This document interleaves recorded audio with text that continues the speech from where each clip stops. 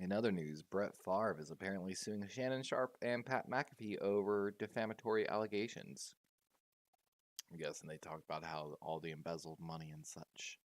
Sipping my tea, more like coffee, but pinky out. Oh, it hits the soul. Hmm.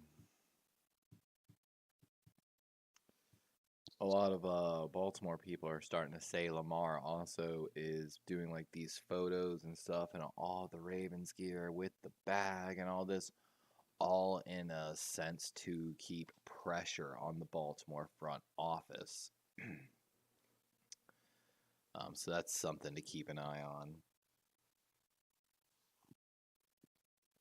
And we're just getting the stream started here, kind of letting everything run for a moment, make sure CPU, FPS is all good, and also try to get some like tweets out and stuff like that.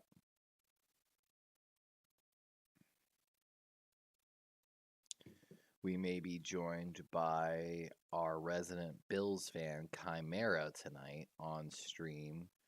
So, very exciting prospects tonight.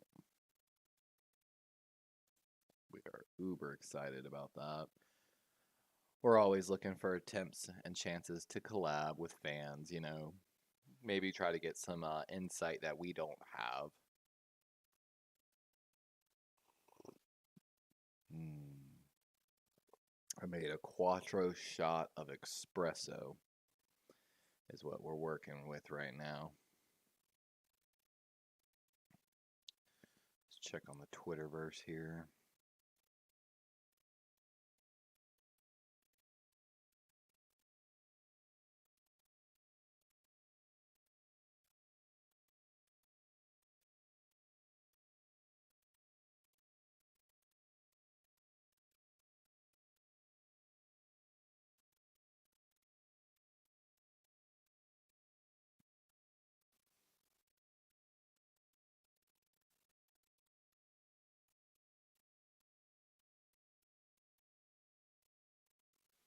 Wish I knew some other Bills Mafia people to tweet at here to try to get some little bit of promoting here before we get really started in the stream today. Whoever dropped in, appreciate you dropping in. Are you part of the Bills Mafia or already gone?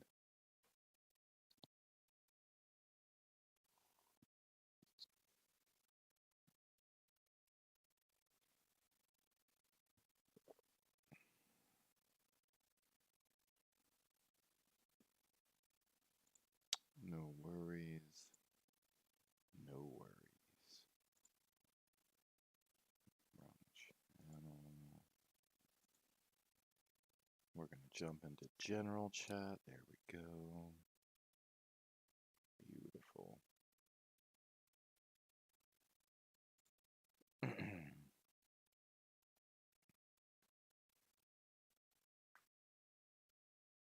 Oh, crack my back a little bit. Feels good. 6:47 on the clock. Wonder if I can add a timer to the stream here.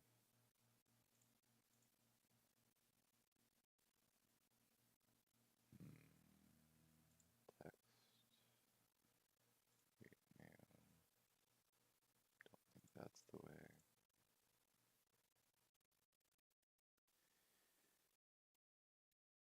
Well, just gonna have to hold up until then. Hopefully we'll have some viewers tonight for today's broadcast.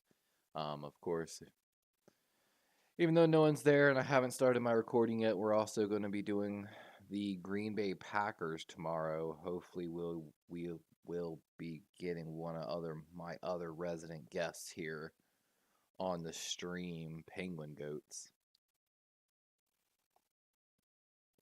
We're of course going to extend an invite too to our boy Grossi.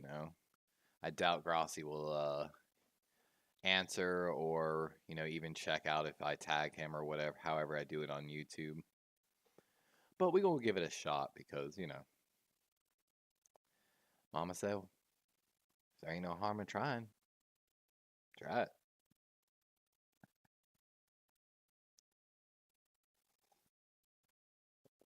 We're about 10 minutes out here, guys. If you were dropping in here, just fast forward about 10 minutes ahead in this video.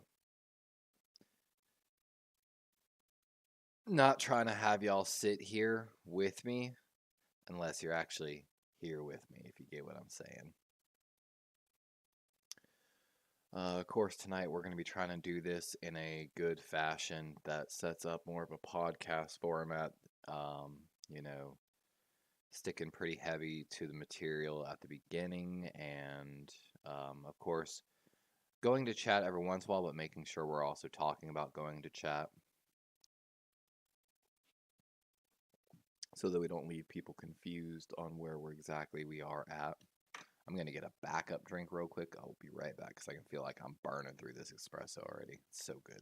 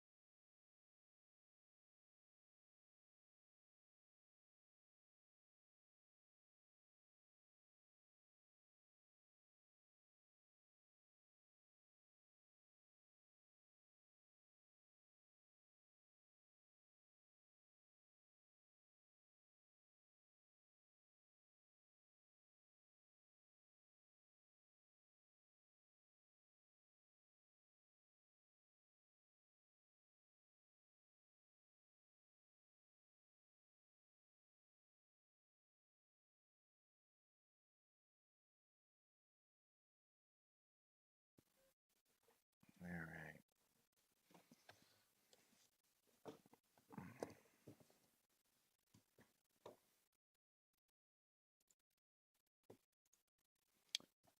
Sit here and kind of walk myself through the presentation real quick again before we actually start recording here.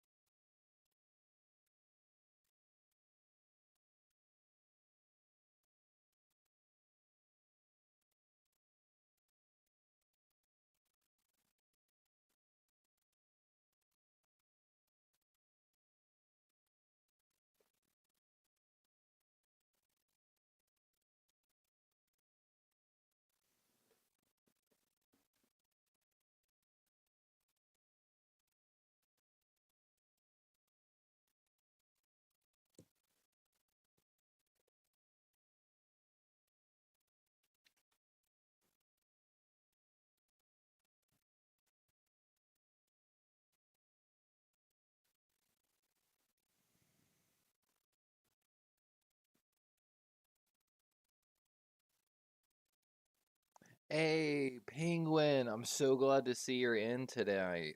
How are you doing tonight? We're about to get started here in just a little bit. Probably in the next 5 to 6 minutes. We're getting some coffee in the system and getting pumped for this Bills presentation. We're doing Bills today and Penguin. I want to show you. I already have it. So from here down, all of that page, all of this page, and then half of that page, basically. We've done all the content, or like my work, for tomorrow's video, which of course we'll be doing about the same time again, where we're going to be doing the GM edition of the Green Bay Packers. But of course tonight, we're starting with the Bills, and I don't mind talking a lot about the Packers here later. Oh, watch that view count go from 0 to 2. It's so rough. All right, let's get the Bills logo up, and we're going to get Poe taken down here. Oh, that's fine. Chimera might be joining us tonight. When I do the Packers tomorrow, you're more than welcome to join as well. The deeper insight from a fan on the team will be greatly appreciated. I am very interested to get your take on my plan for the Green Bay Packers, and maybe we'll preview that a little bit if we get moving through this pretty quickly. I'm trying to start here at 7 o'clock. Trying to give Chimera a little time to get in here as well and, hopefully build a crowd here. But right now my view counts must not be working. It says I have 0. Which I'm not sure on that. Hey, Grossi Posse. The Pat cast. I'm gonna try when I do the video tomorrow, during the day when I'm like, because I've already done a lot of the work here on paper, but I haven't put it onto a presentation like this. But I'm gonna try to, give a couple shout outs towards Grossi, TikTok, Twitter. I think I can tag him even on YouTube. So if I plan the video soon enough in the day, with OBS, which has been doing better, I think it needed to send some crash-ish reports and such. Very interesting though. I can see my view count doesn't seem to be working correctly. What time would be better, Penguin?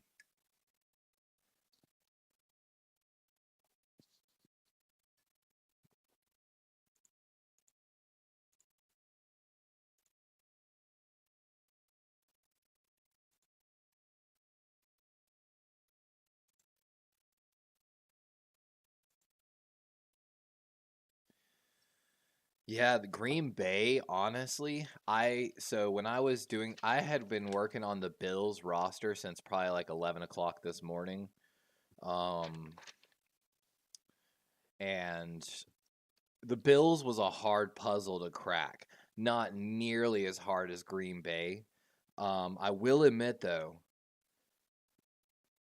if over the cap is correct, 4 p.m. I mean, I don't mind doing a little earlier. That's fine by me, especially since I have all the content done. So if 4 p.m. Eastern time would work for you, that would work for me. But with Aaron Rodgers, there's gonna be a good bit of how it goes down. Like he has to be traded like post June 1st, I believe. If when I was looking at it, to basically not really to get some cap savings this year and not have too much dead money over like the next 2 years. Herd Penguin, 4 p.m. tomorrow. I'm gonna even make sure I write it down. I'm gonna get up extra early, make sure I get everything done. But your team, honestly, when I was evaluating the Green Bay Packers in the essence of their contracts, the performance of the players for their contracts and all that, it really wasn't that bad. And then the Green Bay Packers actually have some really intriguing options between being able to open up a lot of cap space, a little bit of cap space. Um, the trade compensation for Aaron Rodgers is going to come into play as well. However, temper your expectations. I don't expect a huge, Russell Wilson, Lamar. Russell Wilson was a bad trade, in my opinion, but like in compensation terms, that is not like that he is a bad quarterback. But I realistically, for me, I think Green Bay can expect a first and third, or maybe like second, third, or a lot of trade scenarios, and we're going to go over it in that video, specifically players being traded for Aaron Rodgers more so than picks. A lot of these teams are more willing to give up a player here and there, and it might work to the Packers' favor. We're actually going to go over quite a few trade scenarios here for the Buffalo Bills. With that being said, I think I'm going to get started here, like officially covering the Bills edition offseason plan, guys. Okay, you're in Central Time, which means 1 hour behind. So 4 for you, I think is it 5 for me? 5, yeah, 5 o'clock for me. Okay. 4 p.m. I'll take care of the conversion. Don't worry about that, Penguin. I actually used to live in Arkansas for a while, so I'm used. I've lived in Mountain Time, Central Time, and Eastern Time so far. So I've had a little bit of it. With that being said, I'm going to hit the record button because we're going to try to be real good about this. And with that being said, guys, welcome to Darwin's Raven, D-Rave here. And we're going to be basically posing the question of, what if you were the GM of the Buffalo Bills? We're doing this basically on the request of one of our fans, Chimera. Shout out might be dropping in here shortly into Discord to talk a little bit deeper about this plan. But so the Buffalo Bills, of course, a disappointing exit from the playoffs. Everyone knows they're over the cap, and we've got to figure out how to make some money here, but keep this roster together. And I'm not going to lie, guys, this was a hard one. This one, when I woke up this morning to start working on this one, I even told my girlfriend, I was like, guys, I don't know where I'm going to find the money. But we worked and we worked and we worked. And I think I got a good plan. So for any Bills Mafia that tunes in, watches this, or joins us, let me know what y'all think. So with that being said, and pardon, we're going to have a good bit of stats. Green Bay's offseason plan, in my opinion, was not nearly as complicated as the Bills' plan from doing the work simultaneous today. And again, anyone that tunes in, Patcast, Grossi Posse, we're going to be covering the Green Bay Packers tomorrow, 4 p.m. Central Time. I believe that's 5 p.m. Eastern, but we'll double check, of course, before the stream. Shout out to Grossi. With that being said, let's go ahead and move into this. And like I said, I apologize. We're going to have a lot of numbers here, guys. So we're going to stick to the easy part here. The two at the top of the list here, Dane Jackson, the cornerback, and Tyrell Dotson. And I felt for teams that weren't the Ravens, I felt it was important for me and maybe for my viewers to see also snap percentages, because that can tell a good tell as well of what's going on that team and how important that person is to the team. As you can see at the top here, Dane Jackson, the cornerback, had 78.9% snap as a restricted free agent. So, yeah, I'm going to tell you right now where that's going to be an automatic tender. Linebacker Tyrell Dotson with 20.9% snap count, going to be a tender as well. But here's where it gets interesting. And I messaged Chimera a little bit about this earlier. I think my goal as the Bills GM is going to be basically trying to keep this team together as mostly as possible. Maybe be able because all the contract talks we talk about, you need to understand that every contract's different. Even though it's a maybe a $10 million average contract, the first year is usually very cap friendly. So there's going to be access money here and there. So the grim picture we paint as a cap situation is not as bad as it seems. But I like to take a philosophy of kind of look at the worst case scenario, hope for the best, prepare for the worst. We also, I want to make a note, and it's going to be on this next slide here, that when we were doing a lot of our contract work, and Green Bay had a good bit of this, and we're going to go over this tomorrow as well. A lot of void contract years on a lot of these players' contracts. So if you don't understand that, void contract years basically means they add years to the contract. So it's a 5-year contract, but after 3 years, the 2 last years are void. So it's basically money that's guaranteed in the next year, even if he's not on the roster, essentially. It's what you really consider a dead hit or a dead cap hit. You're going to see a good bit of that on the Buffalo Bills roster as well as Green Bay's roster. It's something Baltimore doesn't like to do, but of course it does happen. So with that, though, we could easily identify for the Buffalo Bills, I felt like, a planned 2-year window for the Bills. Basically, 3-year, 2022, this next year, 2023, as well as 2024. And in that 3 years was the window using the void contracts. So after 2024, I think we're going to see a heavy retooling around Josh Allen in Buffalo. And I'm going to go to chat here in just a moment. So real quick to run down this, undrafted free agents, we're going to try to bring back Poyer, actually. I think we can make it work. We're going to re-sign Roger Saffold, the left guard. We're going to sign him for less than he was, hopefully. He has supposedly expressed interest in returning to Buffalo. Jordan Phillips, the inside defensive lineman, we're going to kind of let him walk. He had a $5 million cap hit this year. OTC evaluated his play around $1.8 million. There's a small chance there's a comp pick coming back for Buffalo for that one. As much as the GM of the Buffalo Bills, I want to keep Tremaine Edmonds. I just don't think we have the money, because I had to do a lot of work to even get this roster together, because you also have to include injuries. You have to include the draft class. There's a lot going on. They projecting Tremaine Edwards at a 3-year, $45.75 million deal, basically 15.25.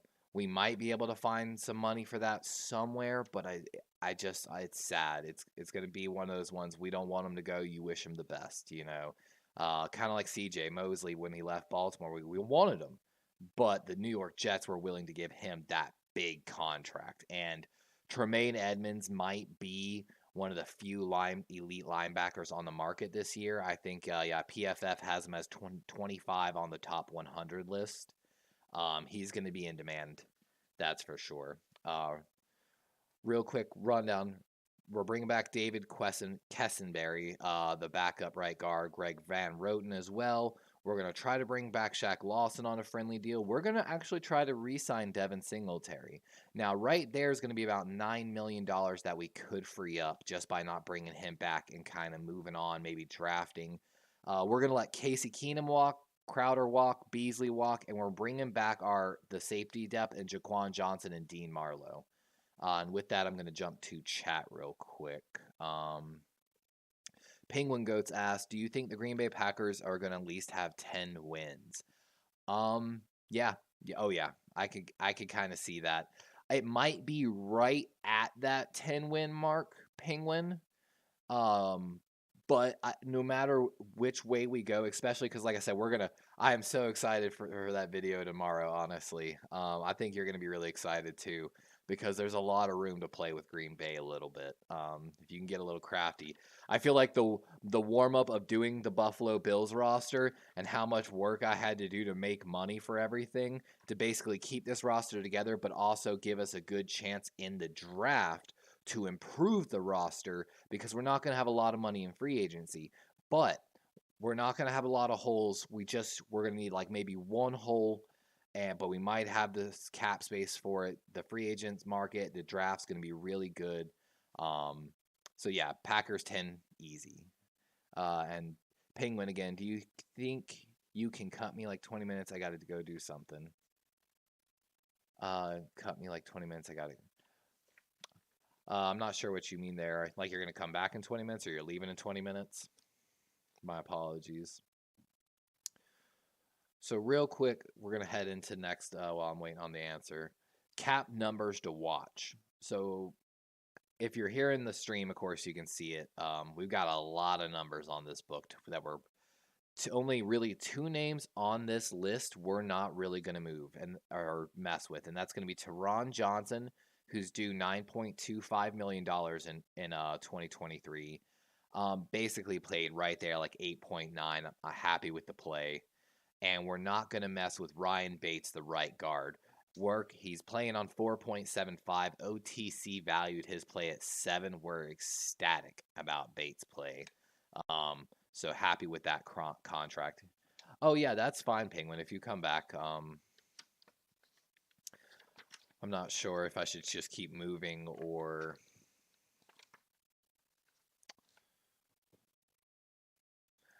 Whoever my other viewer is, thanks for dropping in. Let me know if you're part of the Bills Mafia or you part of the Raven Flock, Packers, Grossi Posse, Patcast. But so the big ones, Von Miller.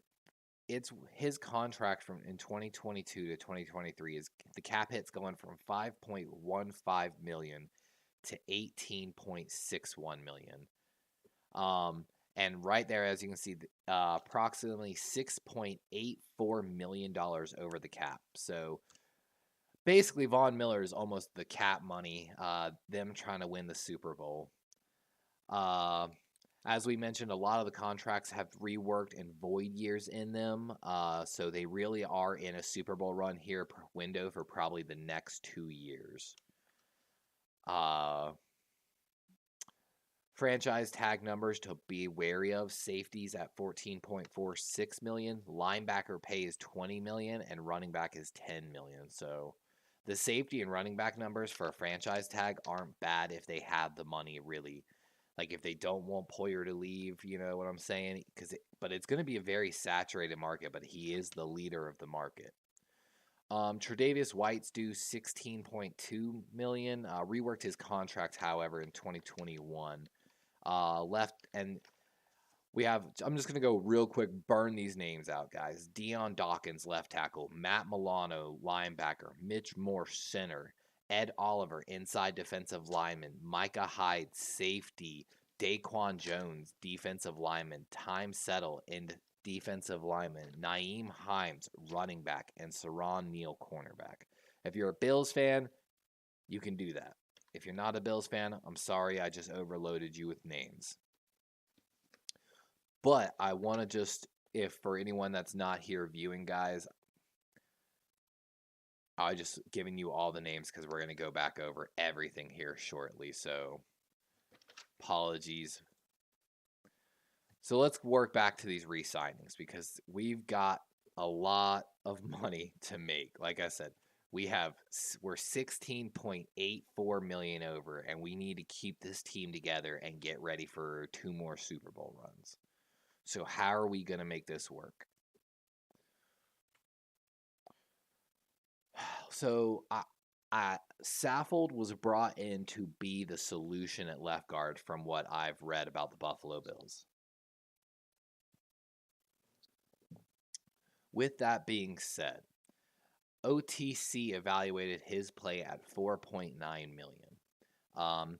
He's void contract, so he's one of those ones that next year is going to really hurt you. But he's expressed interest of coming back to the Buffalo Bills.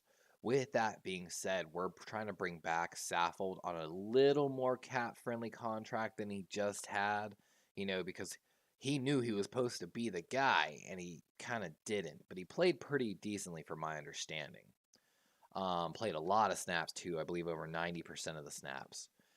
So we're going to re-sign Saffold to shore up left guard for $5 million a year. Um, I there might be a better solution out there at free agent for about that price, but I think that's the deal that gets done. As we talked about, we're trying to bring back Jordan Poyer, actually. We want to make sure that safety position is locked down.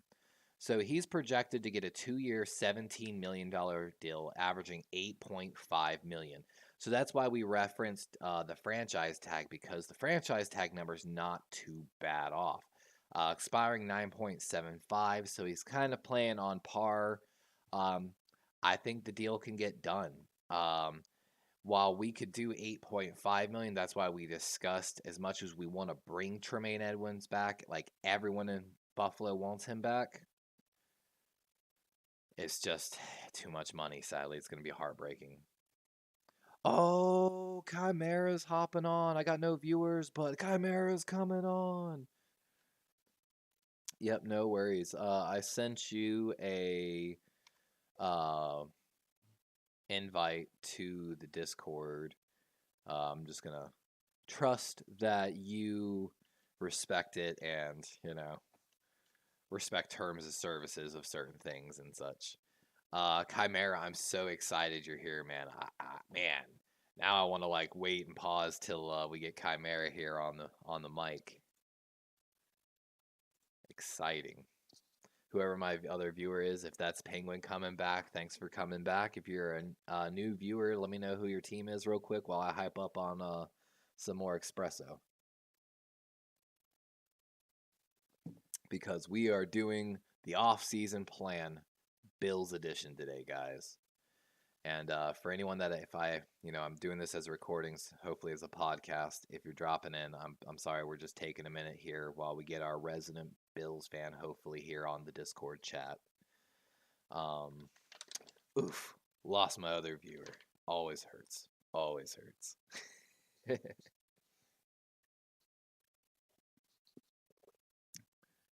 how you have to be, even when you're speaking into a mic with nobody there. But again, while we're waiting on Chimera, we're about to really, because we had to do a lot of work here, in my opinion, on finding this money on the Bills roster. But again, the plan is to try to keep this team mostly together for about 2 more years, 2023, 2024, maybe into 2025, but I think after that.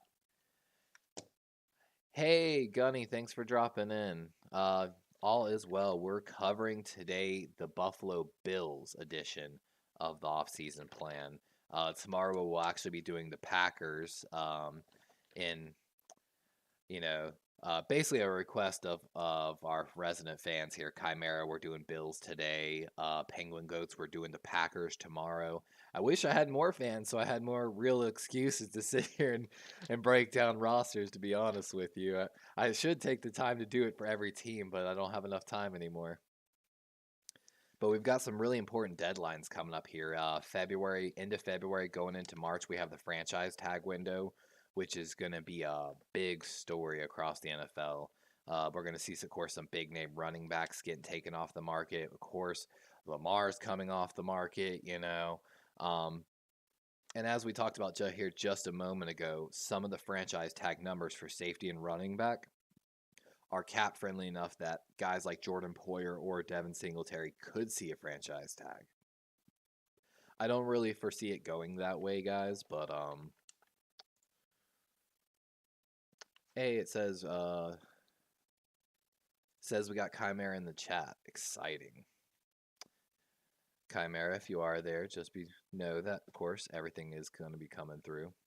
And we're going to really quickly run everything back down here for Gunny and everyone else that's coming in. So the biggest story here is the Buffalo Bills coming into this offseason are going to be $16.84 million over the cap. So we had to do a lot of work to find some money, guys. But with that being said, we're trying to keep this team together. When we analyzed the contracts, we found a lot of void years, which basically means pushing money further down the road, years where they're not playing, but they're still guaranteed money. And with that being said, we're actually able to see on the roster where the GM currently is planning his like Super Bowl window, if you get what I'm saying. So restricted free agents, Dane Jackson and Tyrell Dodson, we're definitely just going to be bringing them back, tendering them both. We have snap counts out here on the stream. Dane Jackson almost playing 80% of his snaps cornerback, and Tyrell Dodson, the linebacker, playing 20%. So they're definitely going to get tendered. That's easy.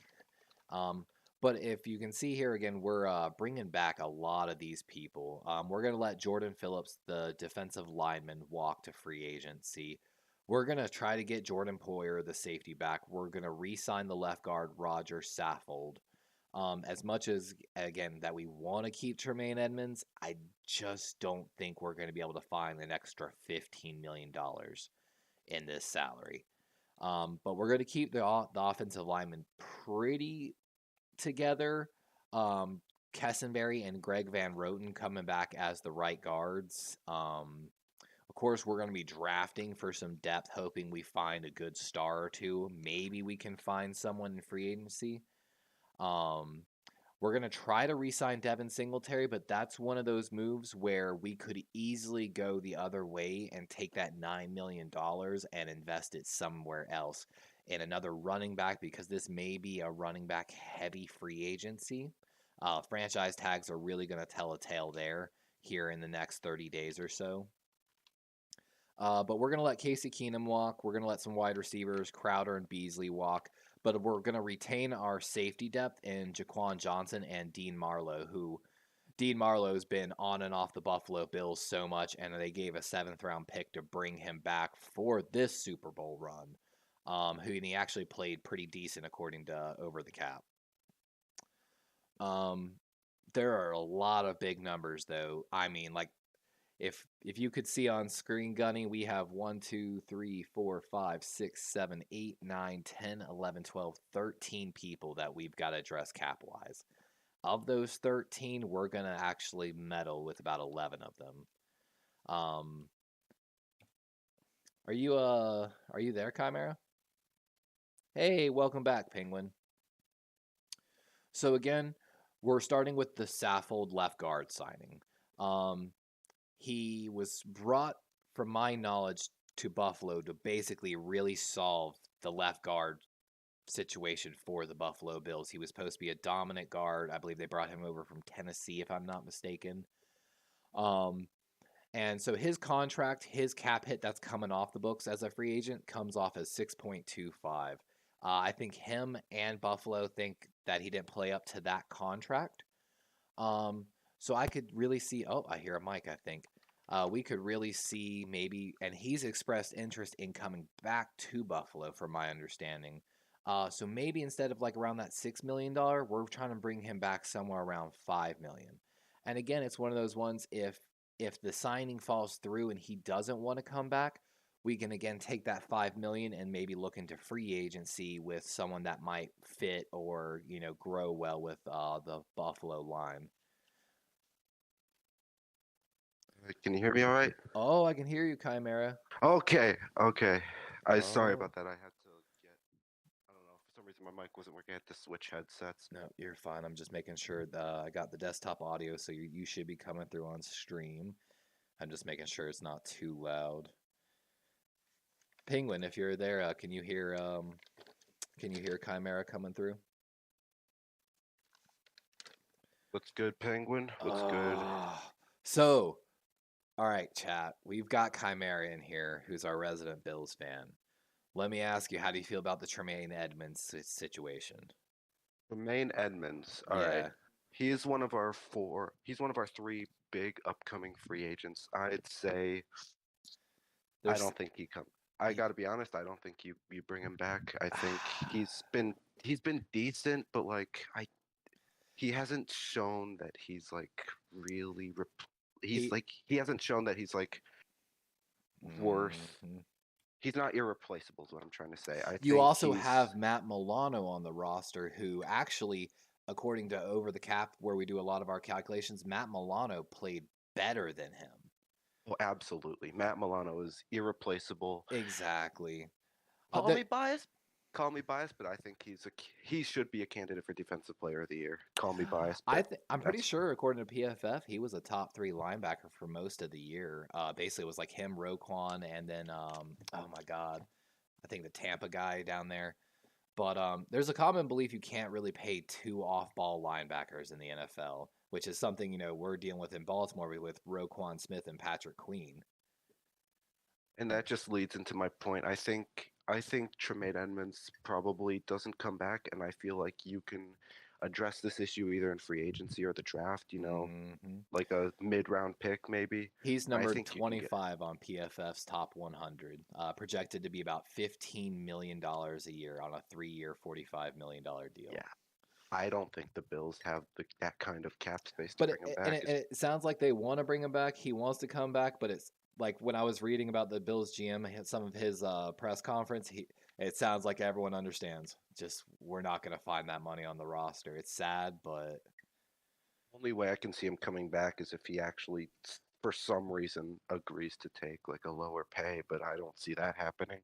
yeah, and that's actually why on this slide here we actually talked about potentially also the franchise tag. But for a linebacker like him, it's up to $20 million a year, so it's even higher than what his average would be.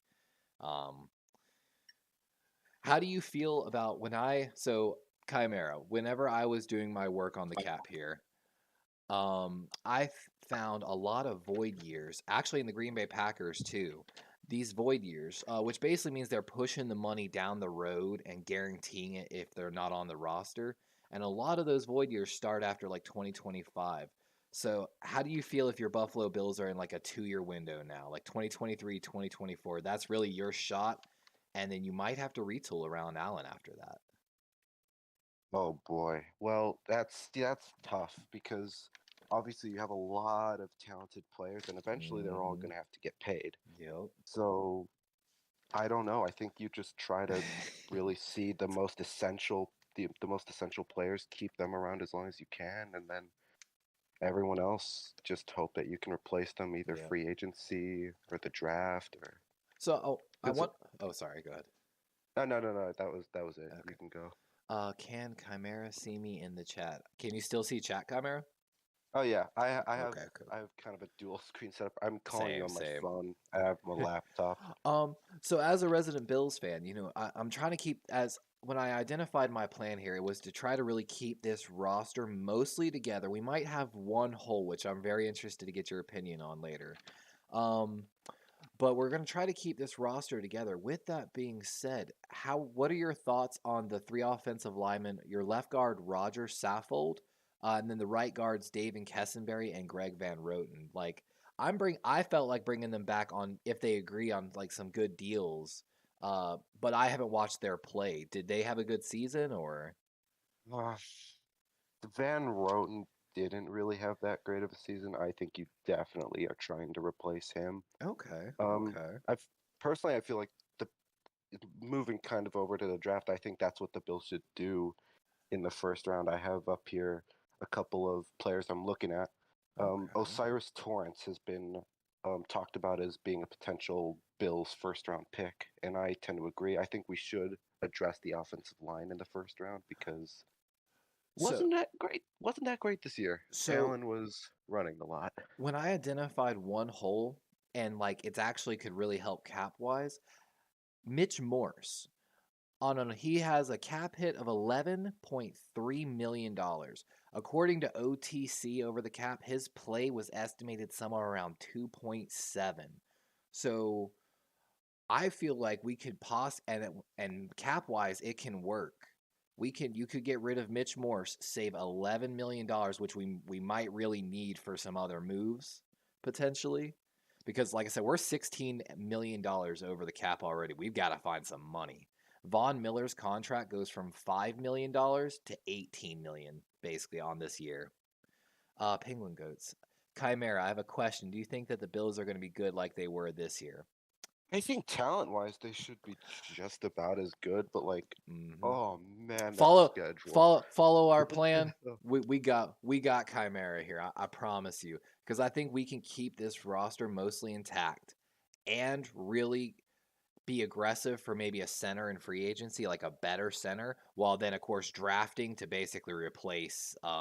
That's my plan essentially, to get rid of the center, find a new one, and then really find some depth picks that can replace Van Rote and Kessenberry long term, more And that, so. yeah, that sounds great to me. I mean, because here's the thing, like, right? I Mm-hmm. think the Bills desperately need a better offensive line because I Mm-hmm. feel like that is I a agree. major reason for Josh Allen's struggles this year. Obviously, he led the league in interceptions.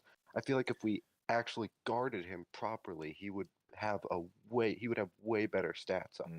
Like Mm-hmm. last year we saw it in the playoffs. He had the highest QBR in postseason QB history. Like he has shown that he is that guy. We just have to build around him, guard him, give him weapons, and the Bills are just going to be just unstoppable, I feel.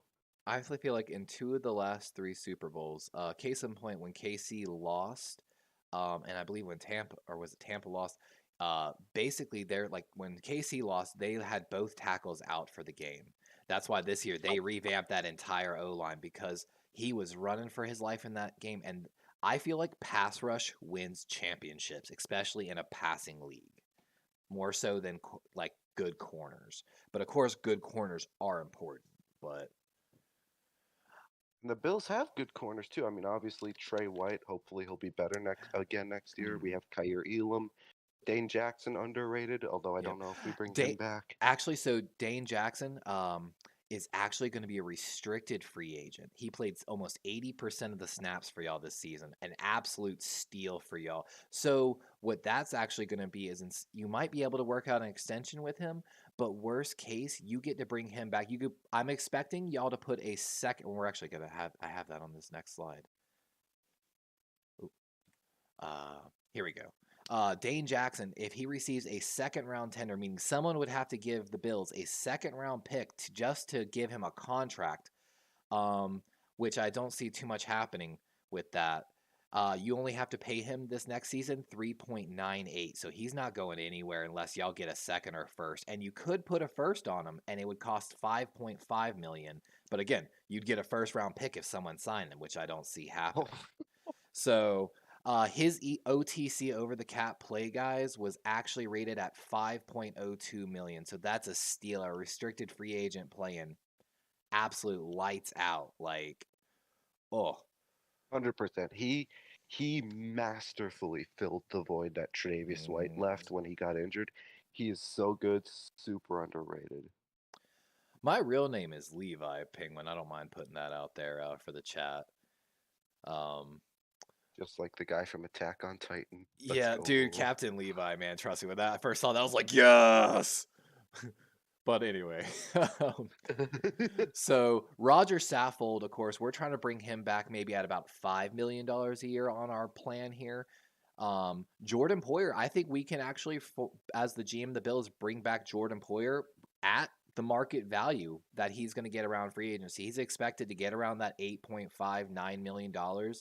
I'm going to allocate 8.5 for him, and it's one of those ones. This free agency is going to be so deep with safeties that if you miss out on him, there's going to be another guy, which we're going to be talking a little bit also about Micah Hyde in that sense as well. Because if we have to do something with Micah Hyde here, there's a lot of safeties where we could probably just slide another guy in. Uh, as far as I'm aware, I'm pretty Mhm. sure Micah Hyde is still under contract for another He couple is. years, so He is, I think, don't have to yeah, worry he's about a that. 2024 free agent. What it is he's got void years on the end of his contract. So he's going to be a dead hit for 2 years, even after, I think, 2024. Um, It's Real quick, Gunny. So is Cook RB1 and Singletary worth bringing back instead of drafting a mid to late running back? What? ooh, Yeah, and actually, that's what we're going to talk about here because I plan on bringing him back at 9 million, but for 9 million in a potentially deep running back free agent market, and with some pretty, and we're actually going to go over. I want the Buffalo Bills to trade out of the first round. I don't know how you feel about that, Chimera, but I've got that predicted even here in our breakdown of the Buffalo Bills. We're going to trade back Ooh. hopefully to like mid to high second round to really get the ammo to build this roster. Like, because dropping back maybe 10 picks, I feel like the level of talent difference is like once you get past top 15, the talent level kind of drops off, in my opinion, as a Ravens guy, like who watches the draft. So I feel like, dropping back from like 27 to 34 maybe and picking up maybe can, 2 extra picks. I can see the appeal in that. My concern is, again, I think the Bills need to address their offensive line, and I feel Mm-hmm. like getting that pick as early as possible, even if it is still just the late first round, It really would be does depend on that important. player too, like how the draft unfolds. There's an old Like if, saying. Oh, sorry, go ahead. like if, okay, the top two offensive linemen that I see right here are Peter Skoronsky and Osiris Torrance. If both of them are gone, then I'm 100% willing to trade back. Mm-hmm. But like if one of them is still on there, I would 100% shoot for that. And I feel like as the Bills analyzing the roster, they need more interior offensive line than more of that outside tackle. Like Kessenberry and Roten, they played decent, but Kessenberry actually OTC evaluated his play at 4.7. Van Roten did a 2.59. So Van Roten's like a decent, like mid-tier backup. Kessenberry, a very good backup, but I just and Saffold's kind of getting up there in years too, but it's one of those ones we need as the Buffalo's GM to find a stud somewhere in that draft on this line, in my opinion. Like, I um, think Buffalo could still use a stud running back. Now, we may have mhm. that with James Cook. We don't know yet. It's probably still too early to tell. So I'm going to bank on that. With in the case of Singletary, I'm like 50-50 on him. Obviously, Yep. I love Motor to death. We here in Buffalo, we call him the little Motor. We Yep. love him for that. But It's like like, we got Gus the Bus in Baltimore. Like, yep, little Motor Singletary. That's what we got.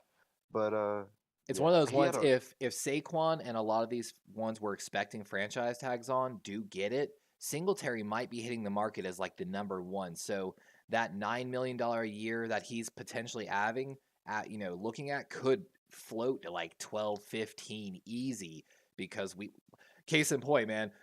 Kurt or Christian Thompson or whatever his name is getting the contract in Jacksonville destroyed the wide receiver market a year ago. And For, yeah, I just don't know if Singletary's worth gets that high. I don't know if you bring him back. I don't know if we have the the cap space the for that. one bonus to look forward to is if he hits the market as the number one running back, he's going to get a good contract. With that being said, Buffalo can look forward to the next year a compensatory pick coming back, probably a third round pick potentially, which would be wonderful to continue this process. Dean Marlowe. Would be ideal. Dean Marlowe and Jaquan Johnson, the safeties, seem like they played pretty well according to OTC. Played on like basically $1 million deals. So bringing them back as just depth for kind of similar pay, I feel like is just a good move. What is your opinion In on the Shaq Lawson as well? Sorry. Shaq Lawson. Sorry, I'm kind of drawing a blank here. What Oh no, position you're does he fine. play? He's an edge defender. I think he has injury issues, if I'm not mistaken. I watched him coming out of college a lot, and I think that was a big concern. Yeah, I don't know. I think he signed He's a 1 year deal with Buffalo this season. yeah, He was looking for yeah. the big contract, and no one would pay him that big money. Yeah, I don't know. He's like another one of those players that I don't really know if he's Okay. at an irreplaceable level. I'm more like of the kind of guy like if they are irreplaceable, you keep them. If they're not, then you can probably just try to find another one to replace them on free agency. Try to keep this window open as long as possible. I'm kind of against going the all-in route as like obviously we saw with the Rams. They went all in one year. Yeah, Yes, they they got the started a ring, but trend. They started a trend with that. Like, yeah, they started the trend and it worked for them, but obviously not so great this year. I feel like you have to go one of the two routes. You go Baltimore, which is usually the long, steady route, or you go kind of that quick, we give up draft picks, make the bigger trades, kind of go over the cap with those trades during the seasons, and we might. And again, the rework of the contracts, which I saw a good bit here in Buffalo and in the Green Bay contracts. Um, with the void years, definitely just their um sorry. It definitely makes it hard. I feel like in 2025, I hate to be brutally honest, I feel like that might be the year we see Stephon leave Buffalo. I know that's gonna be sad. I don't want to see Stephon leave. I know, but Oh no. I think that's the year you're gonna have to completely retool around Josh Allen, basically. But in the essence, you were saying find the offensive lineman. There's an old saying a Baltimore coach said: "Don't pay the running backs. Pay the guys that block for the running back, and you will see success."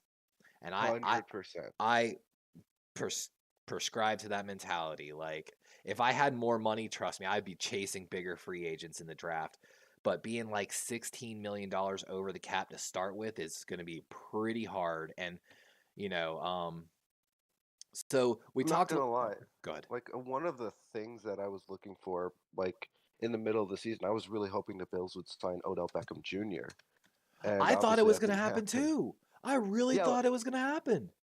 and I'm like, oh, cool. Which free agency? Like, yeah, we lost, but like, let's go get OBJ. Like, that Like, should be don't get me good. wrong, We'll have I'm not like a huge OBJ fan, but the difference he could have made as that like third guy with Diggs, Gabe Davis, and Beckham, and we're gonna address that actually dude. here soon.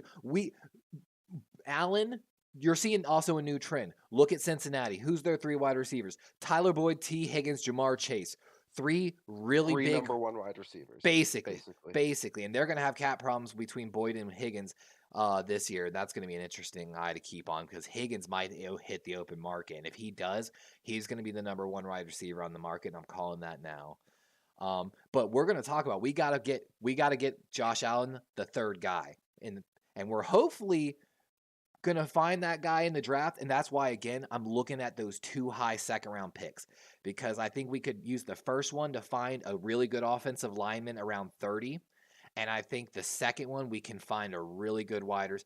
There was I think actually in the trade, the UNC kid, super fast. I think that's the guy that's projected in one of the trades, basically, with y'all trading back. Um, Baltimore Gunny asked from chat, is it possible for the Bills to pull a Rams and go all in for one season? It I think absolutely is.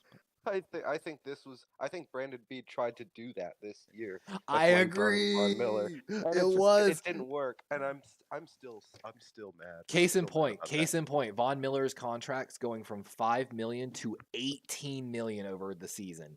That, like you were saying, that was the 1 year shoot, Gunny.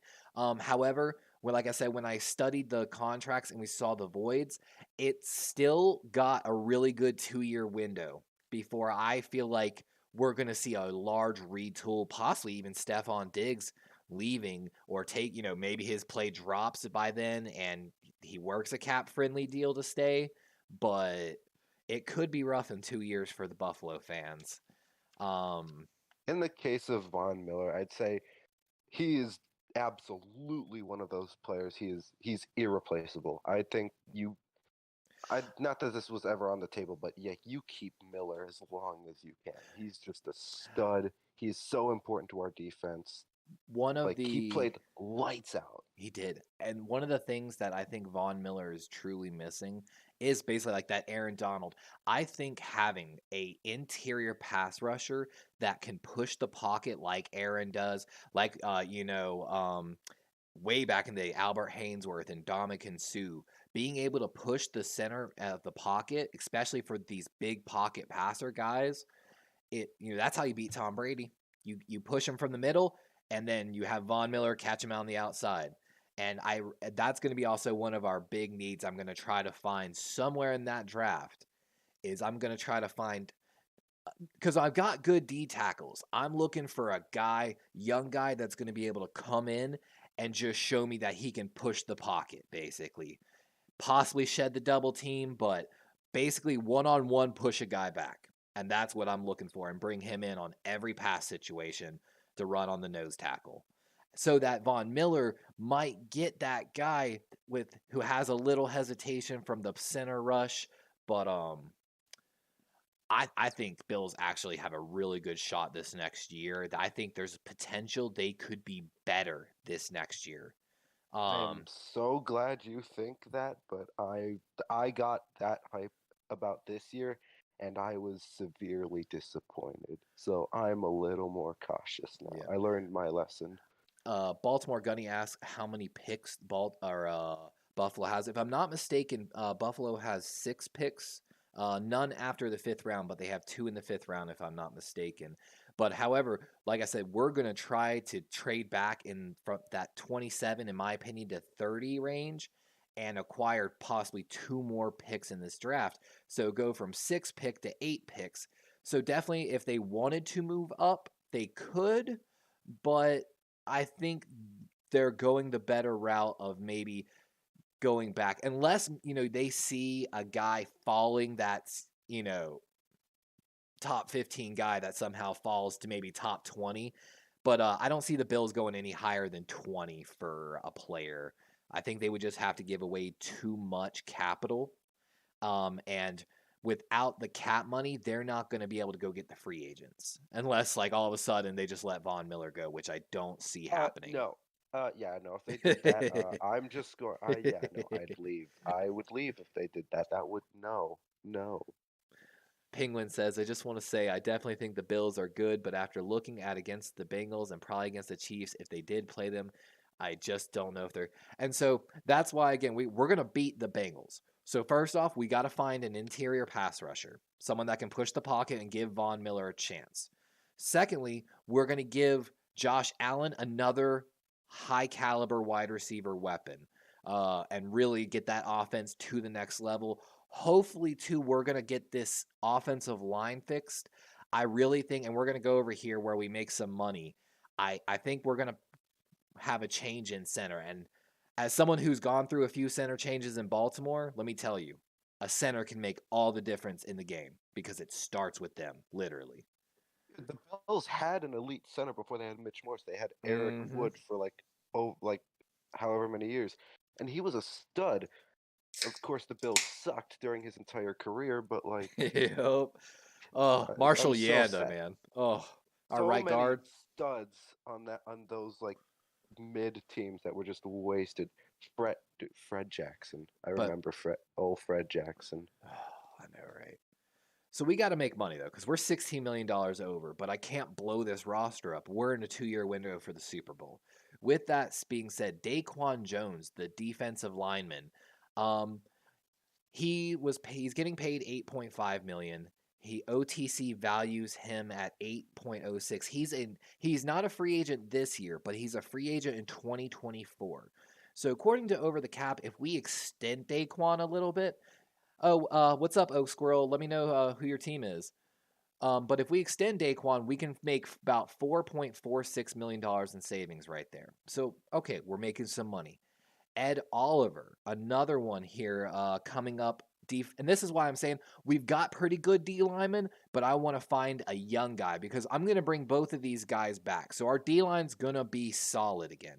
But I'm trying to find someone in the draft to be that star to drop in. With that being said, the Ed Oliver move, he's making like 10.75. OTC evaluated his play at 5.2. So we're gonna try to work something out with him, and that can save about 7 million right there. I don't know if you remember those two Chimera, but I feel like they played pretty decently. Which two? Ed Uh, Oliver, Tremaine Edmonds. Daquan Jones and Ed Oliver. I believe they're both Oh yeah, D tackles for you. oh yeah, Ed Oliver especially. I think I've seen a lot of improvement Mm-hmm. from Ed Oliver this year, especially. Oh, the last like 3 years we had him because I know we got him in the first round of 2019. The Mm-hmm. last 3 years he's been good, but not like that guy. But this year I definitely saw some improvement. I think we could definitely talk about extending Ed Oliver. I And think we could bring him back. that's what I feel like. I feel like both of those D tackles, they're not like star guys, but they're good, and that's why we're trying to keep them kind of together. And then if they're 2024 free agents, both of them. So if we extend both of them, that means, again, say we sign them for just a 2-year extension onto that. Now we've got solid defensive tackle depth for maybe 4 years now. So we really have this team built for a longer window. Of course, Gabe Davis is coming up as a free agent in 2024. Not a lot of cap savings in extending him, only like 1.3, but I think I don't know about you, Chimera, but I think we want to keep Gabe Davis around for 100. longer than 2024. 100%. A lot of people in Buffalo were turning on him because of all the drops this year. I recognize it could just be an I like off his year. big play potential. I'm absolutely willing to give Davis an extension, like especially in that Kansas City game last year. I don't know how many years and like what his snap count was previously, but he played 85.3% of the snaps this year. That's a lot of snaps. Like OTC over the cap evaluated his play this year though at 12.5 million. So if he ever goes to open market, he's gonna make money. Like if he was to somehow, he's not a free agent this year, but if he was hitting free agents this year, he would be the number one guy, but easy because this is gonna be a really weak wide receiver market, and that's again why we want to keep Gabe Davis in Buffalo because I just think he's got such big play potential, and I think him, Josh Allen, Stephon Diggs is part of my big four, basically. Like I said, we're going to go find one more guy for Josh Allen, but we're going to keep Gabe Davis around. Not a lot of cap money, but it's just one of those ones we're extending that window to keep the Buffalo Bills competitive for a long time. And honestly, you can't forget about Dawson Knox. Dawson Knox also a huge part of our offense. Mm-hmm. Maybe not so much the first half of the year, but the second half Ken Dorsey started using him more, and we saw results. I mean, the Bills offense, they rely heavy on Knox, especially last year when Knox had his breakout year. Knox is a stud. I think he's one of the most underrated tight ends in the league. 100%. Agreed. And honestly, the only reason I'm not even talking about him more so is because like when I evaluated him and his contract, dude, he's right on par. He's playing exactly as well, if not a little better than what you're paying him. Like that's a perfect contract, perfect marriage there. And I think going into year 2, you're starting to see with Travis Kelce, Mark Andrews has been talking a lot about the Pro Bowl, being able to design more of the offense for these game-breaking tight ends. And I think we're going to see a little more of that with Dawson Knox, hopefully, in this next year. And again, with bringing another guy in, we might be able to give Dawson Knox some really open looks. Dude, Dawson Knox, Stephon Diggs, Gabe Davis, another guy, another wide receiver from the draft. Allen's going to have so many weapons. Exactly. We're going to get some O-linemen. You either have Singletary back or you bring in a new running back like Bijan Johnson. I forgot what his college is. My apologies. But he's a stud. Is it Texas, I think?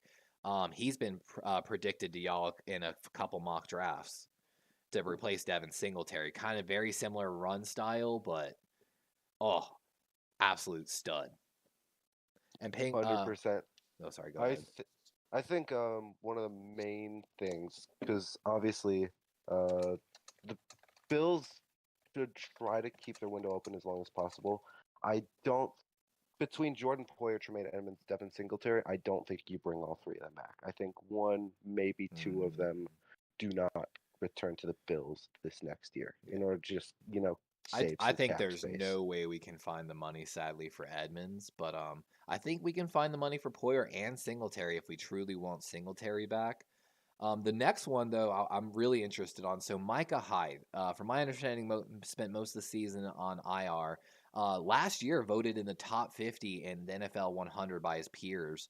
The play, from my understanding, has been up and down, but for what his contract he's being paid, I think it's not worth it. And if so, the thing is, we can work an extension with him potentially and save $4.58 million.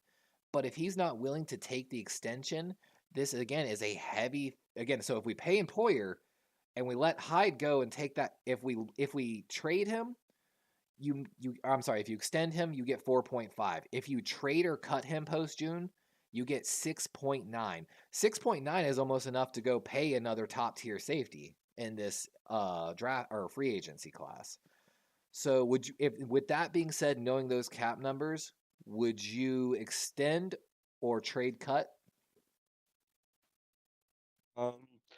Well, between Jordan Poyer and Micah Hyde, they're both getting up there in terms of their age. I believe Poyer's 33 and Hyde's 31. Um, I would rather keep Hyde, at least for now, because he is a little younger. He'll have at least a little more left in the tank. Uh, get Poy. I think Poyer probably goes. We get another safety in the draft, this upcoming draft, probably a mid to late round pick, because I mean I don't know if you knew this, but Poyer and Hyde were both relatively late round picks. I believe fifth and sixth round picks, but Mm-hmm. between the both of them, McDermott, for all his flaws, knows how to develop late round picks. He can develop them into absolute Mm-hmm. duds. This is another reason why So we're going to go retool heavy in the draft this year, more so than free agency. I'm going to try to trade and get 2 extra picks for McDermott to develop this season, is my hope.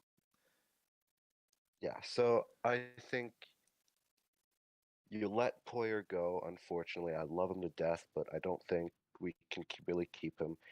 Keep Hyde around.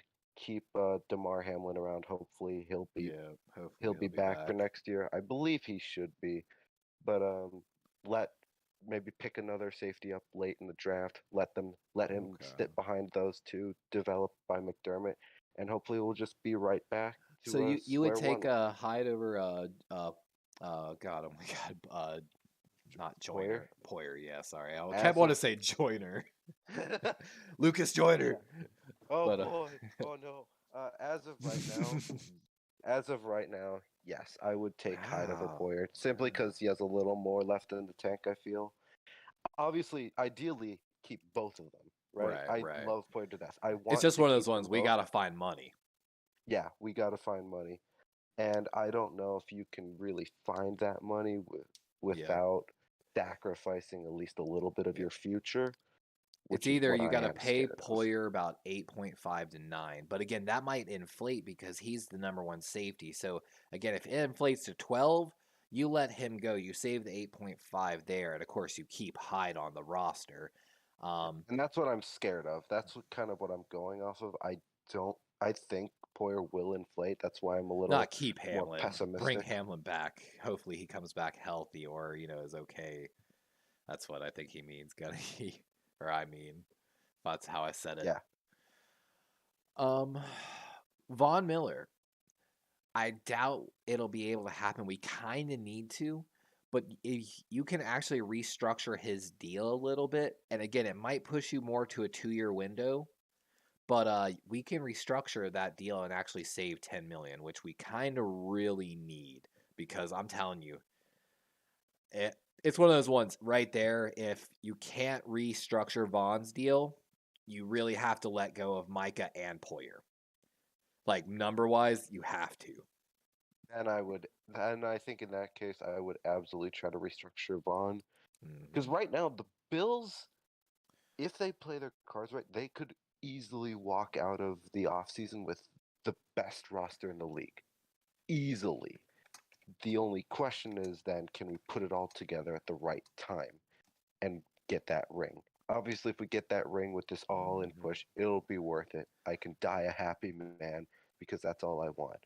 But Now, oh, sorry. if we fail again, we're kind of screwed after that, and that's why I'm a Mhm. little hesitant here. And that's why I'm saying in 2025, y'all might be headed for a serious retool. Now, let me throw this scenario out here because we got to put out all the devil's advocate scenarios. So when I was working the cap numbers, of course, like I said, we could restructure Vaughn and save 10 million, which we desperately need. Like to work out this plan correctly, we have to get him to restructure and to get all our signings that we want and do everything. But you could technically trade him post June, and that cap saving goes from 10 million to over 14 million. I mean, you wouldn't get a lot because, it's basically like you're taking your loan tool for the Super Bowl and giving it to someone else maybe for like a second or third round pick probably. But Yeah, it is an option if there's someone there you're truly in love with maybe. Or if someone's willing to give you a first for Vaughn, would you take it? to free $14 million and get an extra first-round pick. Would you take that? Ain't no dang way I'm getting rid of Von Miller. Von Miller is Buffalo all the way. And that's I'm like, not I getting- love Von Miller, dude. I've loved Von Miller since he came to the draft. I wanted him in Baltimore. I wanted him in Baltimore so freaking bad. I love the dude. Like, Well, sorry about that. but it's one of those ones. Like I said, I don't have that in the plan. Von Miller staying in Buffalo in our plan for the Buffalo Bills guys. But it's one of those ones I just had to like at least explore the option, because like what what if someone was willing to give you a high enough pick that Jalen Carter was like still on the board, and you could swap Von Miller for like a Jalen Carter, even though Jalen Carter's probably not gonna make it past like 5, honestly. But devil's advocate here.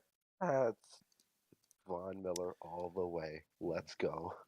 Von Miller's OTC number, by the way, was 6.4 million. So a little under. I mean, it's more than what he was being paid this last season, but definitely going to be short of that like 18 million hit this year. But I think he was still getting healthy himself in a little bit there. I know Tre'Davious White though started the season on IR if I'm not mistaken, and then came back on designated He came return. back he came back like 2/3 of the way through. I think he came back during the Lions game. And then he played for 2 plays and then went back out for some reason. I don't know why. But Now, Tre'Davious is going to be one of those ones we got to figure out something with him too to make a little money. Technically, when I was analyzing everything, he's had a declining snap count percentage ever since 2019, mostly because injuries. But everyone knows Tre'Davious is a top 10 corner at any point, basically in the league. So it's one of those ones we could restructure and save 5.88 million. But I believe he's a 2025 free agent. I think he's already, because he restructured in 2021, so he's got void years on his contract. He's going to be one of the ones after this window potentially. It might become a problem. However, if we work an extension out with him right now, we can save $7 million, which is our plan, guys. So we're going to try to extend Tre'Davious White and save $7 million. And hopefully we get old Tre'Davious. I mean, yeah, I have faith that Tre'Davious White can easily return back to that prime form. I mean, like, everyone's a little slow coming off a major injury like that. I think it was the ACL, I believe. Yeah, it was a torn ACL. And even that was like, he was out longer than usual because normally torn ACLs don't rather be safe than sorry. Calendar year. I mean, y'all thought you were going deep in the playoffs, so that was always the intent. So it was like, why push him early? Listen, all right. Our coordinators suck. I'm still mad. All right, so now we're gonna get to the tough part here. These are going to be our trading cuts. Now, all of these names on the list here, these 5 names I'm about to go through, of course, would be great. We're looking to get trade compensation. However, in the fact again that we're 16 plus million over the cap, we got to find money without blowing this roster up. And this is why I talked about earlier Mitch Morse, the center. Mitch Morse did not play well, from my understanding, and I think he might be the real problem on that offensive line. He's also such a large cap hit, but on a good deal that if we cut or trade Mitch Morse post June 1st, we can save $8.36 million, which is why I was saying we could cut Mitch Morse or trade him, and with $8.3 million, we can actually go find a good center possibly in free agency or find a better guard and look to center in the draft basically. And that's the route I'm going here. I don't know if you really agree with that one, Chimera. Yeah, it sounds good to me. Mitch Morse, I don't think he was terrible. I think he was like okay, but like obviously not really enough to get the job done. 100%. Whoop, you're cutting in and out a little bit there. Trading him. Yeah, so looking at the numbers here, we got Mitch Morse has an $11.3 million hit on this next year, according to OTC, which OTC is not like absolute, and it struggles in my opinion with injuries unless you pay for the premium. OTC valued his play at center this year at $2.7 million. So Mitch Morse getting paid $11 million, supposedly played about as good as Quessenberry, making half the money. And so that's why I'm like, don't know about that one. This is where, as the GM of the Bills, I'm starting to retool the line with the center. Again, if I can trade him and even get a 6th round picks, because we don't have any picks past 5. So 6th, 7th round pick, I'll take that for almost any name on this list, basically. Because if I don't trade them, don't tell the other GMs, I'm gonna cut them. So the next name on the list is Tim Settle, another defensive tackle. I think didn't play a ton of snaps. I barely even recognize the name, to be honest with you. Be real with you, I barely recognize the team too, and I'm Exactly. literally a fan of this team. Exactly. But trading or cutting him, there's another $3.95 million. And of course, in our plan, we're bringing back Daquan and Ed Oliver. So we have our 2 solid D tackles basically right there. So Tim Settle for 3.5 mil, almost 4 mil, you know, we got that money can be better spent keeping Von Miller, keeping guys like either Poyer or Hyde. 100%. The fact that I don't recognize his name, I think that says it all. Like he's gone. I don't know if Chad, if that's who Gunny's like, who? Exactly, Gunny. Exactly. Like, Thank you. oh, bye, Penguin. Penguin, I will see you tomorrow for the Green Bay video. Of course, Gunny, I'm going to be doing Green Bay Packers tomorrow. Same kind of style here. Next on this list is going to be Saron Neal. He's going to be, I think, your backup nickel corner, if I'm not mistaken. One of those ones, cutting or trading him, we're going to save 2.78 right there. And that's enough money, again, to either find a guy in the draft, because we're bringing back the restricted free agent. What's his name? So we're getting Tre'Davious. We've got Dane Jackson. I forgot the other corner on the roster, but I think we can let Saron Neal go. Exactly. Yes. But we can let Neal go and save 2.78. Oh, sorry. Go ahead. Yeah, I would say more Settle, Neal are gone. I see that the next guy on your list is Nyheim Hines. Yep. And that's if I'm paying Singletary, for example. I am paying Singletary in my plan $9 million to keep him. But he's probably going to hit open market, so it's one of those ones. Go ahead. I'm torn on Hines because like he's really good at returning. Yep. I'd almost like want to bring him back on maybe a cheap deal if you can. And that's if maybe we could work out something with him, a extension or rework. Let me go back here. Yeah, it's one of those ones. If you have Singletary and Cook, is your third string running back worth almost $5 million on the cap for kick returning when you can probably find an undrafted rookie or a 6th round pick to do it? That is true. And that's why I'm like, it's all about I gotta find money. That's true. The last guy, Isaiah McKenzie, like, yeah, I was a huge fan of him, and I love him too this year.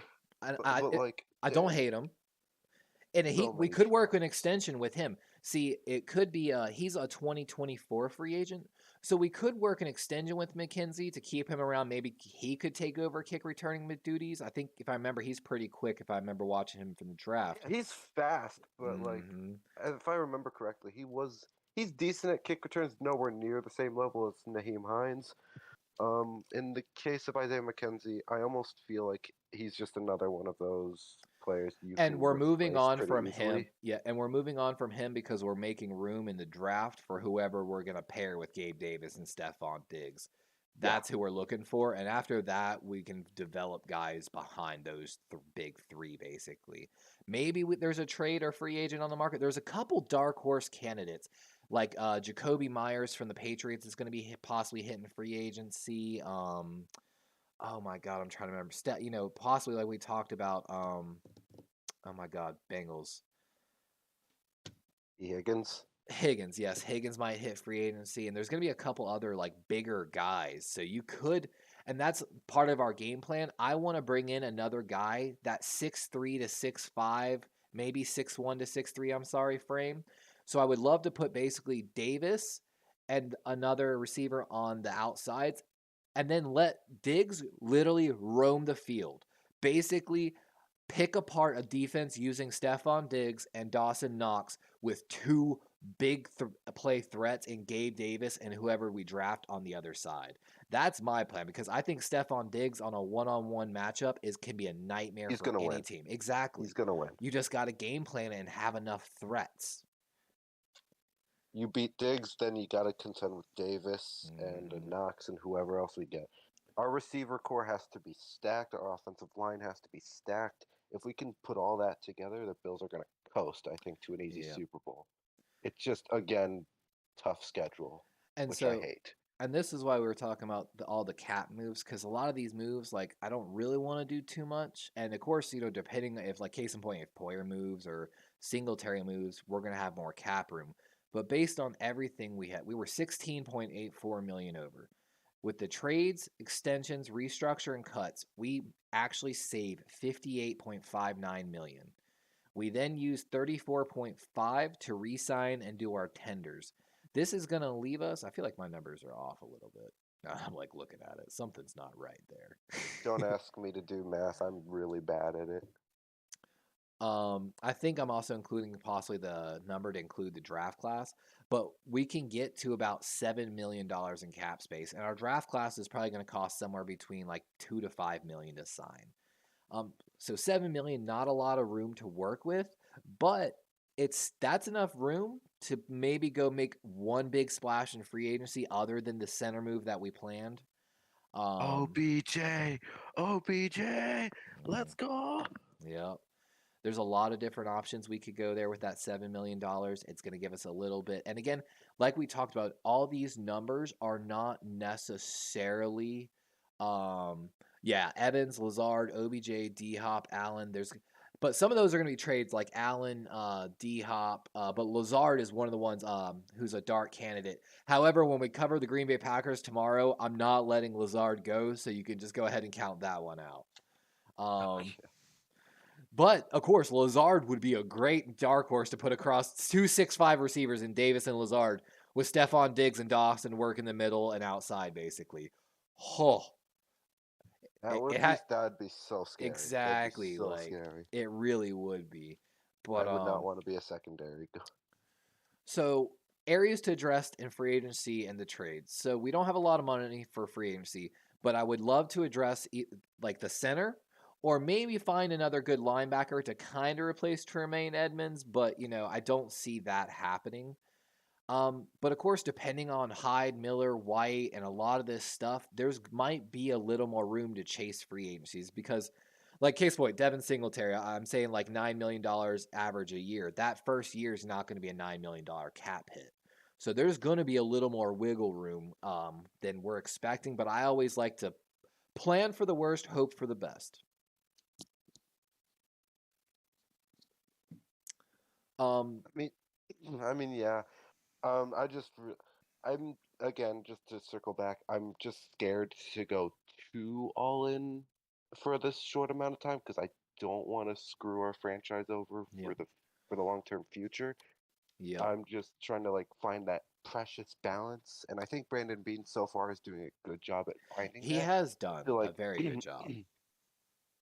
To just like sign the right amount of talent to like give us a good shot at this for the next few years, but like simultaneously not like just setting up for like a decade of failure. And that's why I'm trying to like in this, I feel like I can see that approach. Like he's doing 2-year windows, but it's not screwing the franchise. It's not like really bad contracts like the Browns or Jacksonville. They're just, he's like case in point this past year, he went 16 million over the cap, but you can clearly see, I feel like they have a plan in mind to really not blow this roster up like we did. Like if we followed my plan, we really the only person that we really care about leaving is going to be Tremaine Edmonds, which again, it's sad to see him go, but we might be able to find the guy and develop him. We have Matt Milano. We have a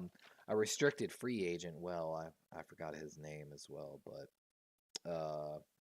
Oliver. Yeah.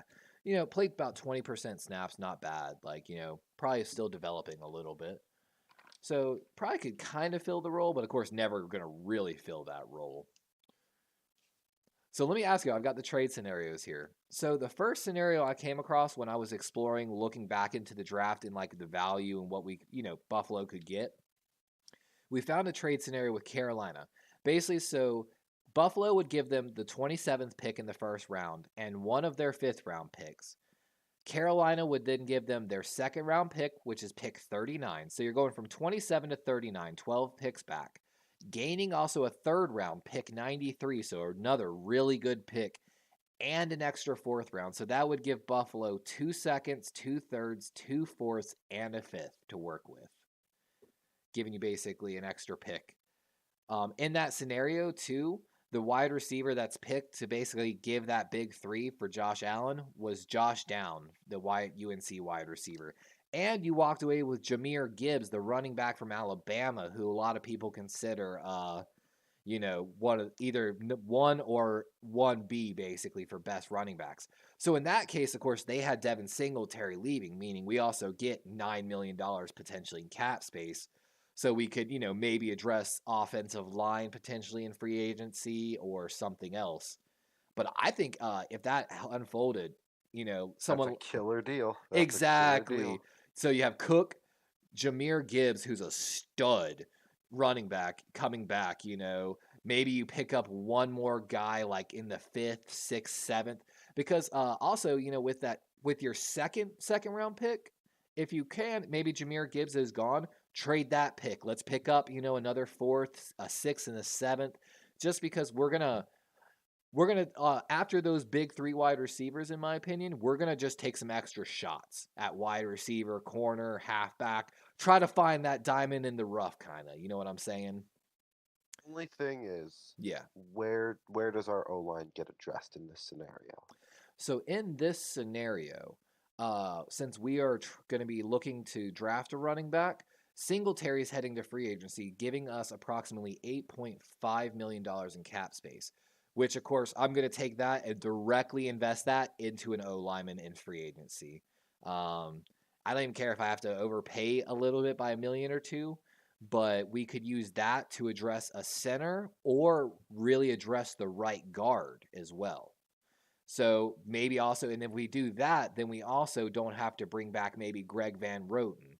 So there's $2 million right there. So instead of maybe $9 million, we can maybe afford an $11 million in average guard, which at that point, that's a top tier guard, which would, I think, again, great scenario in my opinion. Then yeah, 100% I'm taking that trade. It's one of those ones, trading back and finding a draft partner like this would be ideal, because I think it would give our roster even more flexibility. This trade could very easily happen. If there's a quarter at 27, we've seen a lot of quarterbacks fall down to the end of the first round and people jump up. That could happen. Anyone that's in that top 15 range, there's usually that guy that might have some injury history or character concerns. Bet you the Bengals jump up. I doubt you want to trade with the Bengals, but I think it's a great, and like I said there, if Singletary leaves and we draft a running back, I'm addressing interior offensive line 100% with that money. But like I said, I also in the draft, I am desperately searching for an interior pass rushing defensive tackle. Not necessarily first round. I think first round, the plan is basically wide receiver to try to find a good one. And same thing if we trade back. After that, maybe we go with a wide receiver and offensive line, and we still let Singletary walk, and we walk in with Himes and maybe like a 4th round halfback. I mean, I'm sorry, not Himes. Cook taking the lead, and bringing like a 4th round running back and maybe a good veteran on a very small veteran minimum deal, like $1 million. You could totally do that as well. I think there's just a lot of ways the Bills could go here. Frankly, I think, again, my main 2 concerns are offensive line and wide receiver. As long as those issues are addressed, I think the Bills offense take a step. Yep. Yes. And see, wide receiver, I think ideal would be somewhere in that 6 to 6'3" range. He could play inside and outside, while Davis, I think, flourishes, of course, on the outside. Dude, Davis is really good on the outside and catching those deep passes. Mhm. Davis is a home run hitter, 100%. If we can get someone to back him and Diggs up, the Bills' offense, I think, Mhm. could just be borderline unstoppable. And the bonus is if we go find a wide receiver that has that bigger frame, like 6 foot to 6'3", and the unfortunate chance, because like we talked about, Davis is playing out of his mind according to Over the Cap, above what he's. If we can't hit that extension with him, he was already only a $1 million savings. So the extension with Davis, if because Davis might hit them open market, especially like he has a good year this next year. Davis might be in line for over $15 million next year. So it's one of those ones, if we can't reach the extension with Davis, this wide receiver pick, the first one we take, will be a great like future pick, like to possibly groom to be the next Gabe Davis. So sadly, we'd still be looking for that third guy the next year, but for 1 year you would still have it.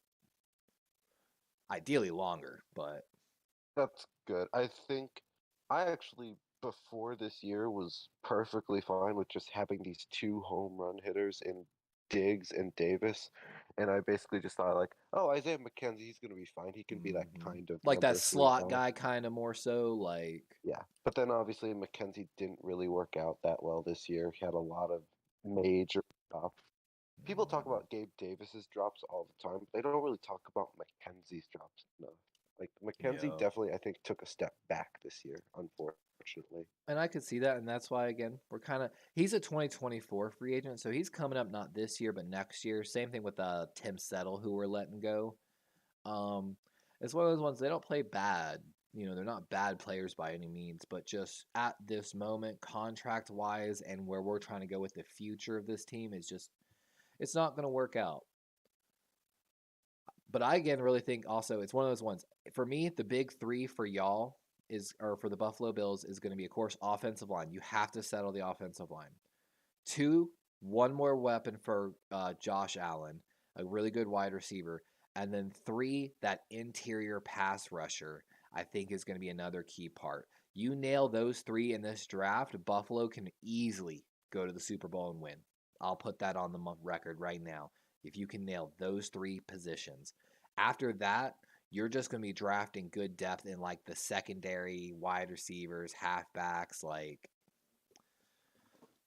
Buffalo's Moving got it. away, yeah, moving away from the players themselves, though, if we nail those three things, obviously I think we'll be like Super Bowl contenders. But Mm-hmm. moving away from the players, I still can't shake the concern of our coordinators. I like Oh, I especially so Leslie agree Frazier. that though. Leslie Frazier has like just I to me he's proven he can't win big games.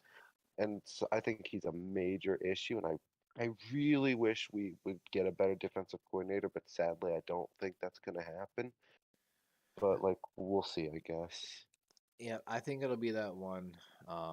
I kind of agree. Leslie Frazier has shown really good glimpses of being like a good defensive coordinator, but I think he's very schematically driven, meaning if something happens injury wise or the matchup doesn't work well, I feel like just like how we've had some problems in Baltimore a few years ago with it with Winkdale, they said he was so driven in his ways and would not change his coverages, which he showed a lot of change in New York with the Giants. But in my opinion, I feel like I see that from Leslie. So of course, whenever it's not working well, he's like, "No, I'm going to keep doing this," and that's why he struggles sometimes in those big games. I feel like it's just something you see in a lot of these older coaches, but I kind of agree. I have a little bit of hesitation with Buffalo's coordinators. Um, there's always the thing though. McDermott's a defensive guy, so I think he'll keep him in shape. I sure hope so. And in the case of Ken Dorsey, obviously had a lot of questionable play calls over this year. I don't think it's any coincidence that Allen's interceptions just spiked this year under his leadership. But Mhm. like Dorsey, obviously a first year coordinator, very young guy. He has the passion. I am willing to give him a shot. I hope he'll develop, become the next Brian Dable, ideally. But I will see if That's how Allen that's can. how people felt about McDonald in Baltimore. I think he was hired this past year, the youngest defensive coordinator in the NFL now, and he got a lot of hate at the beginning of the season. I mean, we'll see. If Allen throws the same amount of picks this year, or like a similar amount, I'm really gonna lose faith in our coordinate in Ken Dorsey. Oh, I'm just gonna dude, be sad. Bill's Mafia I'm gonna boo be sad. calling for his head. It's one of those ones Oh, though. If we stock up through this draft, case in point, we made that trade. We trade out of the first. We have 2 seconds, 2/3, and 2/4. I mean, case in point, like I said, we let Singletary go and we sign an offensive lineman. I, I mean, that's wide receiver, halfback, two in this third. You could literally go offensive lineman and literally another wide receiver if you want. Like, there's so many with between second and fourth, you can find really good starters. And having 6 picks in those 3 rounds, I think we out of those 6 picks, we find at least 4 starters. Worst case, I wasn't think we Mike find 3. Evans and Devontae Adams both like second or third round picks? You can, man. Baltimore's philosophy is drafting. I've said this on. I'm gonna say it again. In 2008, man, I was in Disney World on my grad night trip, and I left the park to go back to the hotel and watch the draft. I love the draft that much. I am a little biased towards young players. I will admit, especially in fantasy football. Man, that's where have always made my money in fantasy football is how much I studied the draft, watched every single pick, and then in deeper leagues, you gotta know the depth picks. Like, I ain't gonna lie. I love the draft. I love football. I don't know if I'd leave Disney World for that. I don't know about that. Don't worry. They all looked at me like I was crazy, and I'm like, guys, you don't understand. We need a franchise quarterback. Matt Ryan and Joe Flacco. They're like, who? I'm like, you don't understand, man. We're trying to trade up, trade down. There's gonna be a lot going on. Like, we need a running back. And of course, like that was the year, man. We had Joe Flacco, Ray Rice, Dixon, Pitta, I think, or we had a really good draft. Like, And then, of course, Joe Flacco fell off you know of what the though? face of He the got earth us a after Super that. Bowl. He got us, and see, that's He, one of our he problems in got to a Baltimore. ring, but then he died. So, Well, see, the thing is this. So I love Joe. I love Joe so much. So first thing is Joe said, I want to be the number 1 paid quarterback. Our owner, Steve Biscotti, said, well, go win a Super Bowl. Bet. And Joe said, bet. And Joe literally went and won a Super Bowl. Steve Biscotti kept his promise. He made Joe Flacco the number 1 paid quarterback paid in the NFL. Now Matt Ryan broke it like a year later, but that's beside the point. But he honored his word. He did it. When Joe Flacco tore his ACL, Joe is never the same. And it's one of those ones when I watch quarterbacks and I've studied a good bit here and I used to coach a little bit with my buddy. When a quarterback bends that front throwing leg, it accounts for like a 20% accuracy window. And quarterbacks that tear their front leg, their lead leg ACL, they're way more hesitant to bend that leg and put the weight on it. Look at Carson Wentz. Look at Joe I was gonna say, Flacco. like, Like, isn't that like literally dude, what happened to Carson Wentz? almost every quarterback there's only one quarterback I have ever watched film on that had that injury and came back and showed me mechanically he could still do it, and that's Tom fucking Brady. Excuse my language. But Of course, it would be him. no, don't be wrong. And that was the thing. After the ACL injury, watch his first year. His numbers weren't as good. And then the next year he went and balled out. The first year it was still a little rough. And again, 20% accuracy does not sound a lot, but when you're only completing 60 to 70% in the NFL, 70 to 50, 60 to 40, that's a huge difference. That'll do it. And that's something I talk about with Lamar because he has a little bit of inconsistency in his accuracy, and that's why he relies too much on his arm talent.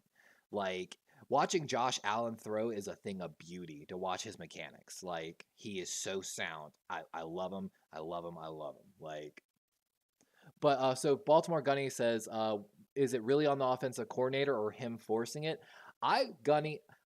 So of course I think Chimera is an opinion more of the coordinators.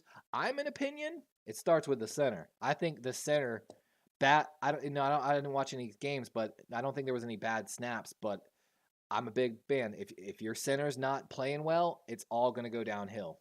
Basically, if he's getting pushed back. I think Mitch Morse even missed a few games and forced Van Roten to actually play center. And that might have a thing on his evaluation. It's not that good. He's not a good center. He's not a good center. It's one of those ones though. For the $10 million cap hit, I think you can move on from him, save like that $8 million, and again, we can find somebody in like free agency to go get basically. 100%. Nothing would make me happier than to get an O-line and then see Allen just destroy the league this year, like I know he can. And see, like We've for our division, we see a brand new center. We see left guard re-signing on a more cap-friendly deal. So we got the left tackle, left guard not changing. We're upgrading center. We're signing both the right guards back, basically just to be like solid, but we're drafting somebody to replace them, hopefully. Probably like again, if we do the trade, second to fourth round, oh yeah, you can find like a big old 320-pound guard from somewhere that can just move bodies in the run game, basically, and groom them behind those two. So you revamp that offensive line. We get Gabe Davis, Stephon Diggs, and possibly another big weapon, like what's his name from UNC. Bringing back Dawson Knox. And again, at this point, we might bring in a huge home run hitting halfback as well. I think Buffalo got some serious potential at that point. Dude, I mean, call me a homer bias, but like, if Buffalo plays their cards right, if we play them exactly right and everything just goes exactly according to plan, Bills can win multiple Super Bowls, I think, within the next few years. Like I multiple. said, even right now, you're in a 2-year window to kind of make really good runs. Like, and so right here, I got the Outlook page up now. I talked about Tremaine Edmonds, not going to be able to keep him. But one of the things, like we talked about lightly, is some of these re-signs, if they don't work out, that's money we can reallocate.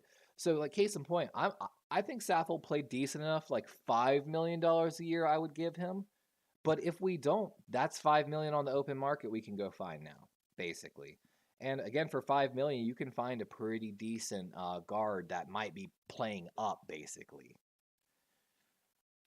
I think that'd be solid. Just as long as again Allen gets protected. That's all I want. I don't want to see him running for his life ever again, Yeah. especially after that injury that almost was bad. And in the case of possibly cutting Micah Hyde or trading him or whatever, it's one of those ones he's hitting like the cap at 10 million, and this is going to be, I feel like, the deepest safety class we've seen in free agency a while. Like case in point, hitting the market behind Poyer is Gardner Johnson from Philly, Von Bell from Cincinnati, Jimmy Ward from San Francisco, Taylor Rapp from LA, Julian Love from New York, Juan Thornhill from KC, and then there's 5 more safeties on the top 100 list after those guys. Let's put it like that. There's that many good safeties hitting the market.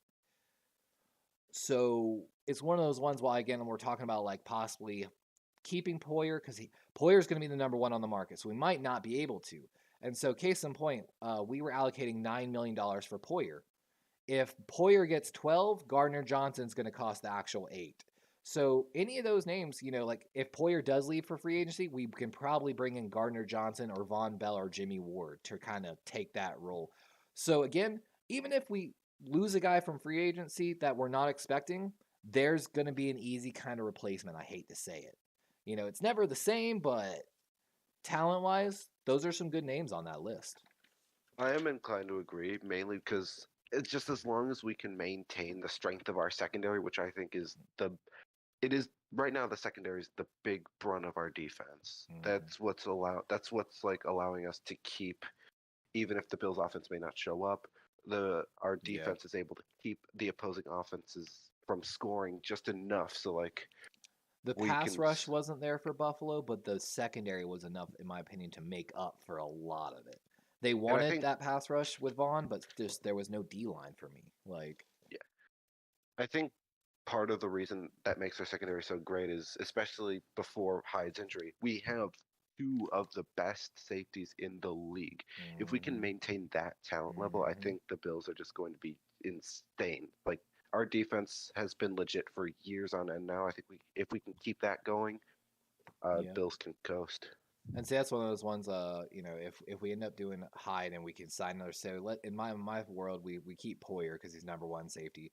But Hyde, we end up having to let go. We love Hyde, but we have to let him go for money because at $10 million, and then he hits the free agent market, we might be able to pull Jimmy Ward for a little more cap friendly deal, for example.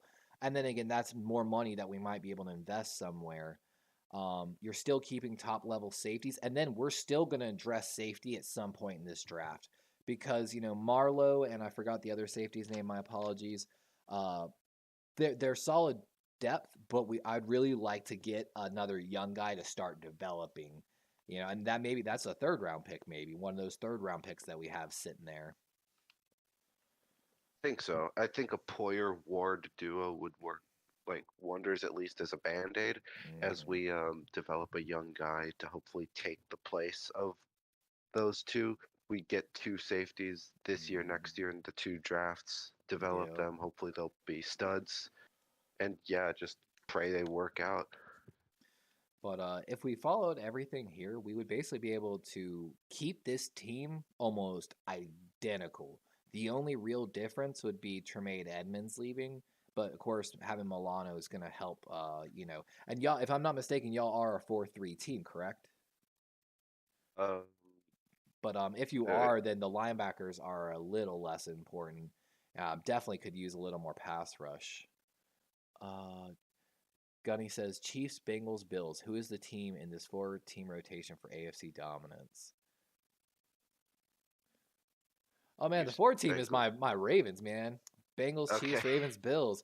I was about to say Buffalo's going to go to the AFC Championship and possibly the Super Bowl next year, until they run to my Baltimore Ravens, because big trust. Nah. Ravens. No. For real though, I don't. Do you really trust John Harbaugh to not choke? No, I don't trust John Harbaugh to do anything correct, to be honest with you. And there you go. It only works if they follow what I've been saying. It only works that way. If we have to blow our roster up because of an exclusive franchise tag to lose Lamar in a year or two, I'm going to be really angry. See, I thought about this today. My opinions on this, I feel bad for Lamar. We wasted Baltimore, again, we build through the draft. So we enter not these shorter 2 to 3 windows with a lot of cap moving. We enter kind of like 3 to 5 year windows with more like the young rookie quarterback on a cap friendly deal. Like that's our thing. That's what we did with Joe Flacco, and we started a trend with it. So I'm not going to lie. I think we wasted Lamar. Your chance was in 2019 when Lamar Jackson was the MVP. You went 14-2. You had the number 1 seed. You get the bye. You're in the divisional round, and then you just get stomped by the Titans. Bro, and then the Chargers game, they literally were talking about. They're like, "Hey, yeah, the tackles were literally tipping how on their stance what was going on, So they knew right away pass or rush, and I'm like, that's unacceptable as a coach. Yeah, you're not self-scouting enough, or you're telling me you can't fix that as a coach. And that's why the Chargers stomped us in the rematch in the playoffs. They literally knew every time what we were doing, and that's unacceptable. And then, for some reason, after Lamar Jackson's MVP year, somehow you lose the division to a geriatric Ben Roethlisberger. I still don't know how that happened. But yeah. I mean, we had a horrible injury year that year, but again, a lot of problems with the coaching staff, a lot of problems with the trainers. Like, it's just one of those ones. It kills me, and I feel like we wasted Lamar's entire window. And I don't have faith in Harbaugh. Like, case in point, if we went the whole trade route, we brought in a young rookie quarterback. I don't have a lot of faith in Harbaugh to do all the right things. But what kills me more is if we went that route, whichever rookie quarterback came in would be in Lamar's dream scenario, which again is like so disheartening to Lamar. But it's at the same time, that's the model. That's been our model. I mean, we can change it, but it's one of those. Personally, I don't. I hope he goes to the NFC and wins a Super Bowl. That's what I hope, honestly. Like, I really hope he does. Personally, if I think Lamar will stay in Baltimore this year. I don't know if that's what you want. Probably, I would imagine. I think Lamar will stay in Baltimore. I think they'll work out an extension. If you don't, please do not trade him to the Jets. I will never forgive you. Thank you. I hate to say this, dude. When I cover the Green Bay video tomorrow, guys, there's such a high likelihood Aaron Rodgers ends up on the Jets, man. I'm sorry, no, bro. he's I'm not. sorry. He's gonna go. He's gonna go to the Raiders. Okay, he's gonna reunite with his best pal And Devontae Adams, that's and he's actually, gonna leave I my will admit, division alone. Raiders is my number one pick. I have my top three for Aaron Rodgers landing is basically two in Cali, 49ers, and the Raiders. Well, I guess that's technically not Cali, but West Coast, Las Vegas, Nevada. But and then the Jets. That's my top three for Aaron Rodgers landing spots. Like If he goes to the Jets, I'm going to die. Okay, I do. No, Tua, no, Mac, and again, no. imagine if DeAndre Hopkins goes to New England too. So you got DeAndre with Mac. You don't understand. Okay, if that happens, I just lose. I just lose hope. Okay, I know. No, Oh I'm man. going to be so sad. Yep, Aaron Rodgers to the Raiders, very like, and I love too. I called that Aaron Rodgers to the Raiders a long time ago, and I have the video for it. That's why I did the video on it because I'm like, I'm telling you guys, for me, that makes kind of a lot of sense if you don't have like a lot of faith in Jordan Love, but like at the same time, You, you feel bad. I feel so bad for Jordan Love. Oh my God. The dude probably was like drafted. Like, yeah, I'm a first round quarterback. I got drafted to this team. I'm gonna sit behind this legend, and then learn no, like, and then yeah, no. Aaron Rodgers is like, shut up, kid, Not. carry my socks. It's Here's the my same. jock strap. Oh god.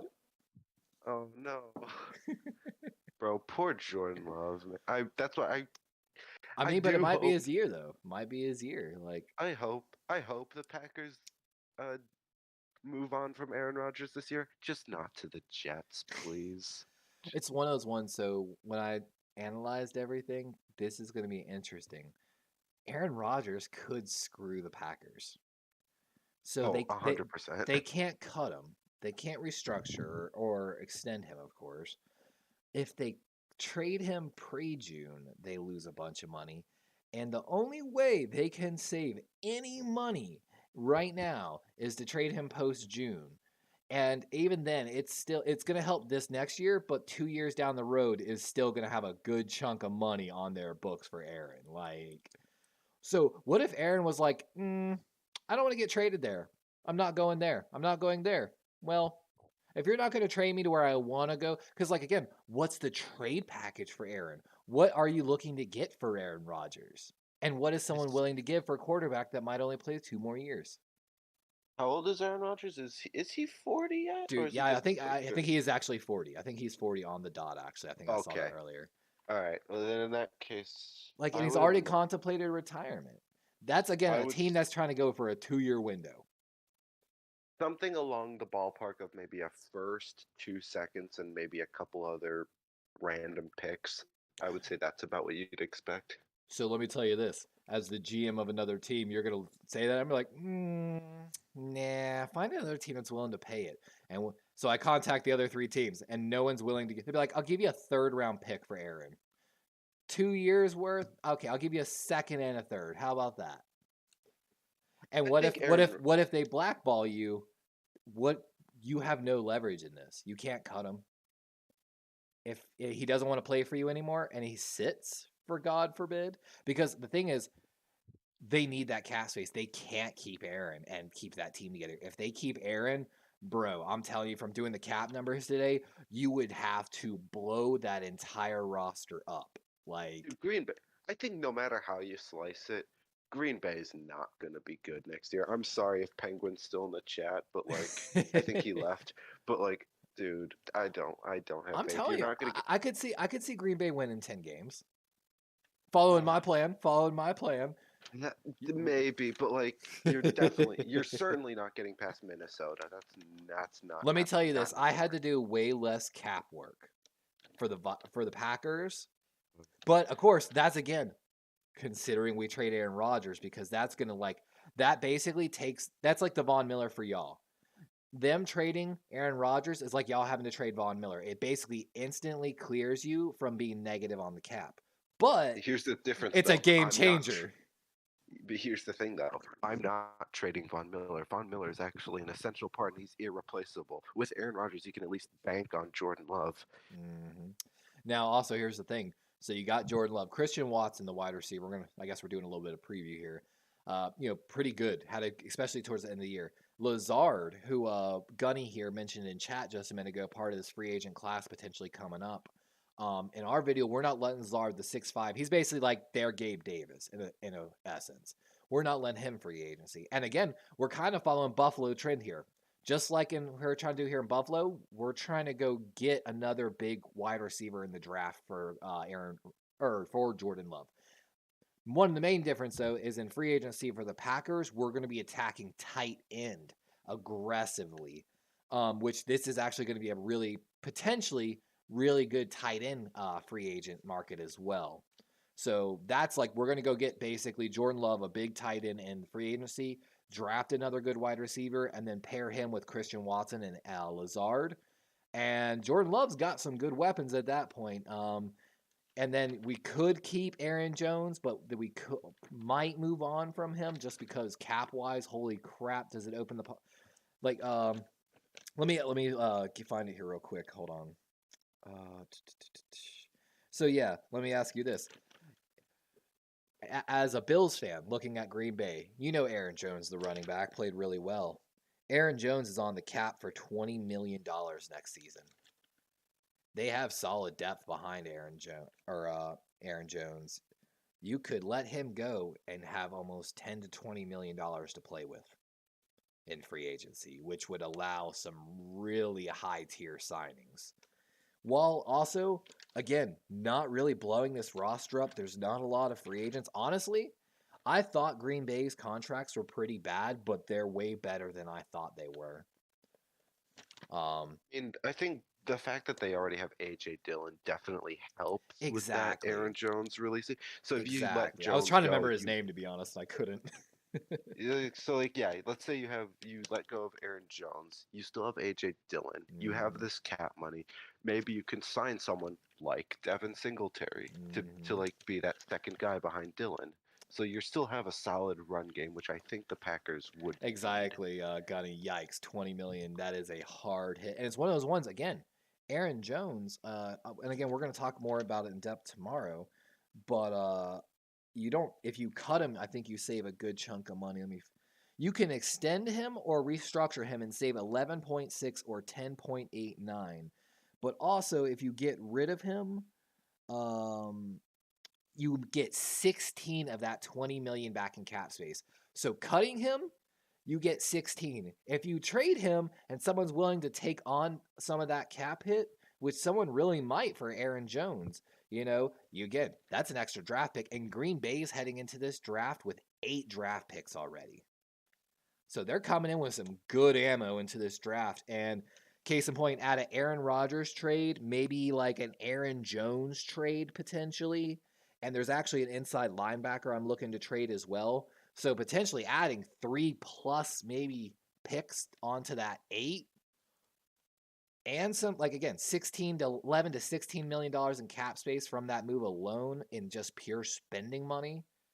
Green Bay could put together one insane roster around Jordan Love. And then the bonus is Jordan Love is a free agent next year. So basically, they're getting Jordan Love on I think he's 1 year, maybe a team option. So they have Jordan Love on a 1 to 2 year rookie deal and probably put one of the best rosters in the NFL around him.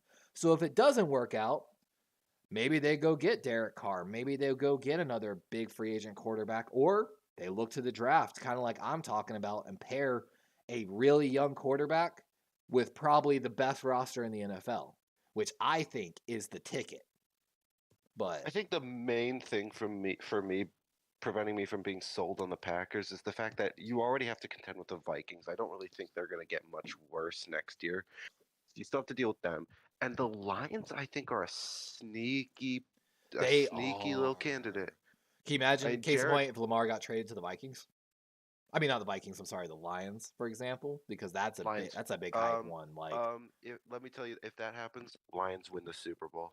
dude, there's a high potential because they've got a lot of good young players. Their offense showed schematically that it was superior last year. Honestly, Like, I think I've reached the point where, do the Lions even need like another quarterback? I mean, Jared Goff played really well.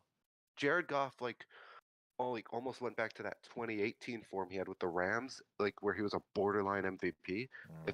If mhm. they keep that around, that's scary. I think people forget, like Jared Goff was really good. Took the Rams to a Super Bowl. Yep, I mean, kind of a system yeah, quarterback, but I mean, if the it system worked works, in it that works. system. It worked. Didn't the Lions have like the number 4 offense Yeah, this last that's year? what I'm saying. Like throw Lamar into that offense potentially, and Bruh. that's MVP. That's MVP potentially. Like, I'm sorry, you're not gonna like to hear this. I think Lamar would be better off on the Lions than he would be on the Ravens. and I'm sorry. that's what I'm saying. Like, I don't want Lamar to go, and I feel like we have wasted Lamar's career slightly. But I think it's kind of in everyone's best interest. I think due to cap problems with unless we can sign him to a good extension.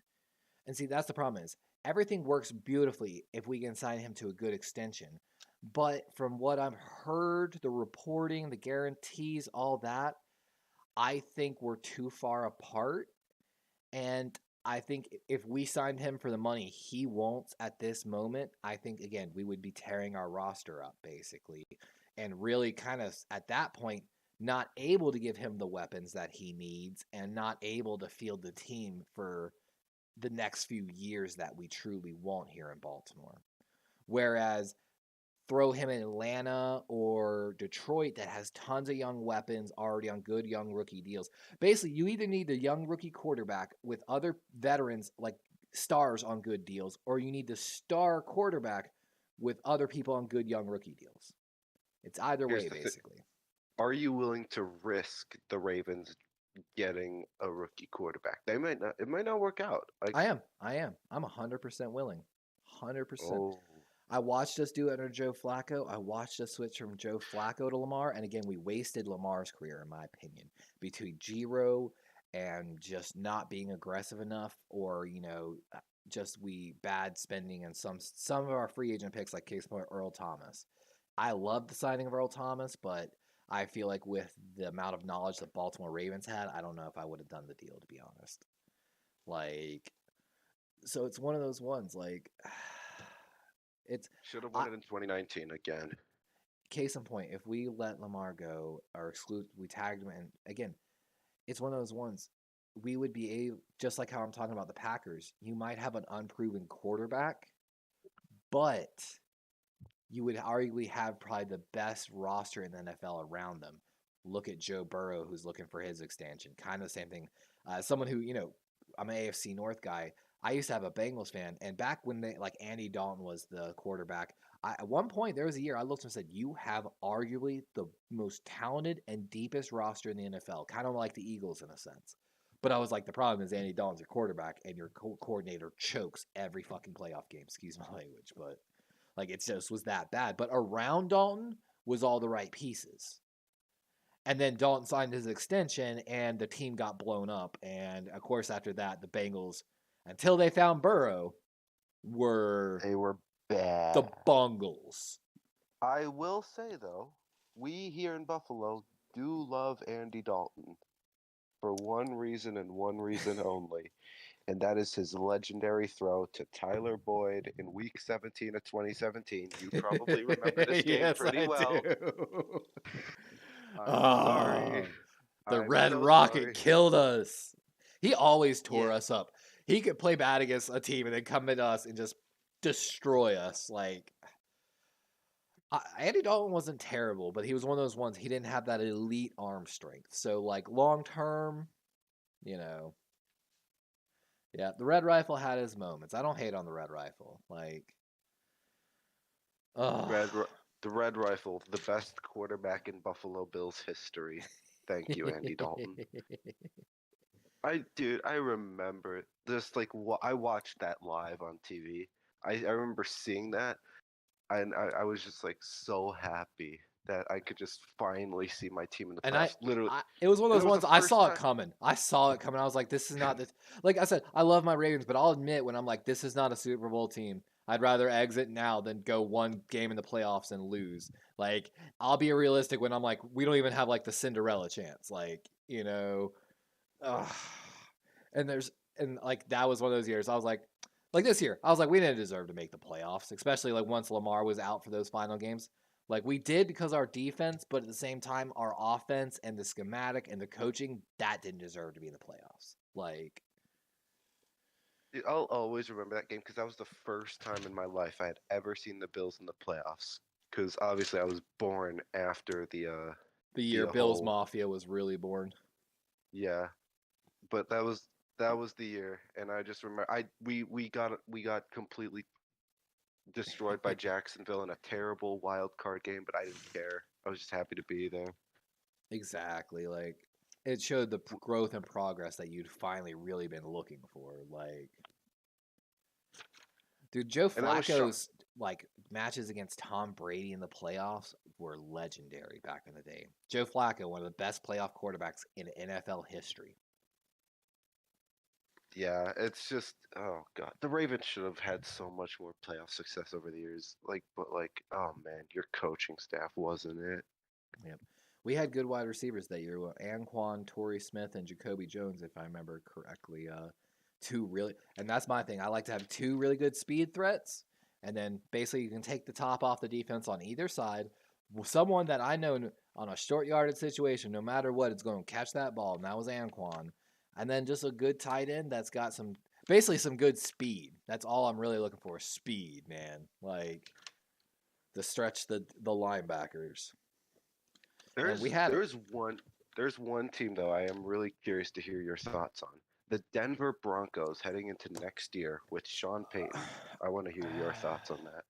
I think the lack of Broncos leadership and ownership coming from the alcoholic owners to whoever's trying. I don't know if they sold it yet or did they sell it or is someone still trying to buy it? I can't remember. I think the lack in leadership there is having an effect on the whole organization. Let's say that. I think it was too much to give up for Russell Wilson. I know it's going to take some time, but I think Russ. I think Pete Carroll's an absolute great coach, to be honest with you. I think he was humbled when he went from the NFL back to college and back to the NFL. I think he was humbled, and I think it showed. He's been raising really. Case in point, we were just talking about Cannell, whatever his name is, the offensive coordinator who's going to be a coach soon, or a quarterback coach. Um, I think it's good coaching staff. I think it's pretty good GM work there in Seattle. And I don't think Sean Payton's going to fix it. All I know Sean Payton for is Bountygate and wiretapping charges. I don't know if you saw my video about the wiretapping charges. Yeah, yeah, I'm not a big Sean Payton fan either, but I do believe. Oh boy, this is gonna be a hot take. This is a Hot hot take, take right guys. here. Hot Hot take. take incoming. Denver makes the playoffs next year. I don't think I don't think they're gonna win. I don't think they're gonna win the West, but I think they will make the playoffs as a wild card. Oh, I don't think they make it. I'm going to call Denver not making the playoffs next year. I think, of course, like you said, they're not going to win the division. I think Chargers take it again. But, Chargers or Chiefs? oh, yeah, I forgot about it. Sorry. Yeah, was it Chargers, Chiefs? Is it Raiders in that round Raiders off? are not gonna. Let's be real. The Raiders are not gonna win the division. I don't care who their quarterback is. Aaron It's not Rodgers and happening. Devontae Adams with Darren Waller? With Josh McDaniels as their head coach? No. No, that just means they'll make it to the playoffs and then choke.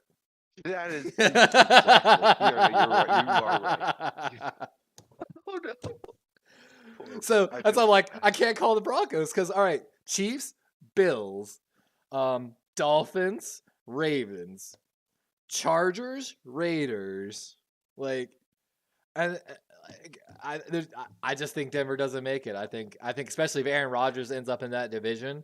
I think that division becomes what we did envision it because I think we talked about it. We thought the AFC West was going to be a powerhouse here. I think everyone did. Like, Said at the beginning of the year, I said full house AFC West. All 4 of them make the playoffs. And of course, Ooh, we got a hot take in chat. Gunny, oh, wouldn't be what is it? surprised if Peyton benches Russ sometime Oh, next season. Ooh, hot take. It's that's on chat. two competing takes between me and B More. For real. Making the playoffs. What if they make the playoffs and they bench Russell Wilson? You're both right. I swear to God. They have a Who's Brock Purdy moment. Mr. Irrelevant, 7th round, last pick, gonna take over for Russell Wilson and pull a Brock Purdy. I swear to God, if I mean, it's Sean Payton. He might find his next oh my god, I'm gonna get so roasted for this. Drew Brees. Drew Brees, thank you. But find his new Drew Brees in the draft. You know what I'm saying? Brother, I swear to God. First of all, I'd feel so bad for Russell Wilson. Oh my God. The poor guy. You know what? It's fine. It's fine. He'll just go in the corner and do some knee highs. You know what I'm saying? So he's gonna get more The high Subway jumps. commercials with he's gonna try to take on the BK commercials that have been literally invading the NFL for the past year. If he misses the playoffs, can you imagine how hard Future's gonna roast him? Oh no. No. How hard Patrick Starr's gonna roast him. Oh, for real though. Hackett was too scared to Peyton wouldn't hesitate to bench him. Agreed. You can't argue against Sean Payton. Gunny does make a good point there. Hackett has a little weight, but he's still a younger coach. Sean Payton's a Hall of Fame coach. You ain't gonna tell Sean Payton what's going down. I just who's even the Broncos backup right now? Who is it? What's his name? God. I forgot his name. They don't have much though. It's not good. It's not a good situation over there. That's what I'm saying. I could see them trying to find like a 3rd to 6th round pick to bring behind Wilson to be like, hey, just in case this happens again. Case in point, like Gunny says, we got to bench Wilson because it's just not there and we really messed up on the trade, guys. Like I said, they gave way too much for Wilson. Way too much. Hear me out. Mike White is traded to the Broncos. The Broncos win the Super Bowl. Thoughts? Mike White, Super Bowl MVP. No way, man. I don't get me wrong. I have loved Russell Wilson, and I haven't watched a lot of his tape from this past year, but I don't have faith in that team. And maybe I need to do you know what? I talked about. I did want to do a tale of the tape series basically on Russell Wilson. What the heck happened, Russ? What happened, my dude? So maybe I'll do a video on them. After Hackett got fired, I did see some improvement from that team. They went from scoring 16 points a game. They were scoring upwards of 25 plus the points real a game. story actually, I have some good knowledge on this actually. So of course we have interviewed the tight end coach who eventually became the coordinator. Outen, I believe is his name, Outten. So the thing is, they handed over play calling duties to I'm trying to remember his first name, but Gary Kubiak's son. So Kubiak took over. Basically, it was the passing game coordinator, quarterback coach, offensive coordinator, kind of. So Hackett handed it to Kubiak. Kubiak, man, did okay. The final 2 games where they basically put Allen in the play calling box, gave him play calling duties, and moved Kubiak back to a QB coach on the sideline. And in those 2 final games against KC and the Chargers, Denver looked like a serious team. And so that's why Alton's actually had a second interview with the Ravens to be our next offensive coordinator, because he rushed for 200 yards in those games. And, they put up 30, 40 points, I think. So they competed with the Chiefs. But I say the Chiefs were already in playoff mode, playing very vanilla schemes, I feel like. But the Charger game, that was a heated game. Also, I would like to, on the subject of the Chiefs, I would like to take full credit. Everyone at the beginning of the year said the Chiefs were getting worse without Tyreek Hill. They wouldn't win the division. I said, no, Chiefs still win the division. Same. And I was right. I was right. I didn't have faith in the Chargers. I knew they were going to screw it up somehow.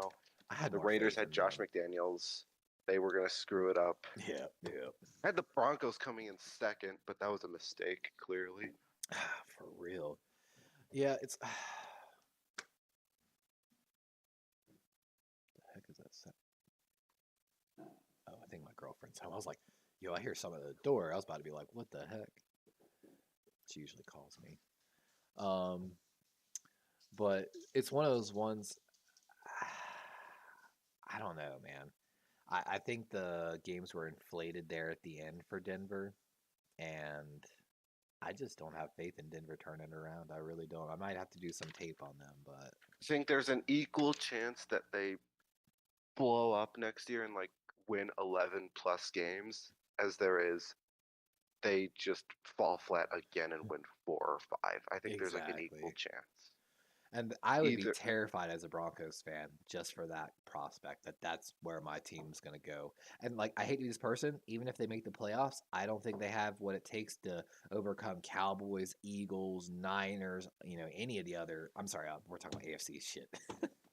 um, but any of like KC, Baltimore, Buffalo, I don't think they can overcome us. Like, I think it's I would all. hope I think not. it's all in vain. I think it's all If in I vain. lost to Sean Payton, I would lose my mind.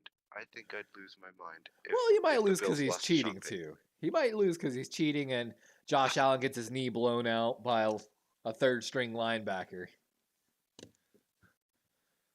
It's just one of those ones, man. Certain stuff like that happened in the NFL and did happen. I just like case in point, man. Bill Belichick is one of the greatest coaches of all time, but why you gotta cheat too, man? Like, it makes me lose so much respect for like all the cheating they were caught doing. Like, and weird, they cracked down on all the cheating, and he hasn't been successful as much. Hate to be that person. On the subject of playoffs, I did actually get my really early playoff predictions for next year. I had Chiefs. I had congratulations. I had the Baltimore Ravens winning the North, so you're welcome. Thank you. Then I had the Bills, and then another hot take. I think Tennessee retakes the South next year. Ooh, and that's another hot landing spot for Aaron Rodgers is Tennessee because Aaron Rodgers with Derrick Henry and that wide receiver core. Okay, we got some work to do. Like, and then the wild cards. I have Miami, Denver, and the Jets. Okay. AFC, and Gunny mentioned this earlier. The AFC is so stacked with quarterbacks right now. So we've never had a quarterback pot like this. I feel like NFC's got a way easier ticket to like case one like the Eagles. I think had a way easier ticket to the Super Bowl than any AFC team did by far. Like even Jacksonville's starting to get there with Trevor Lawrence. Like the AFC is super competitive.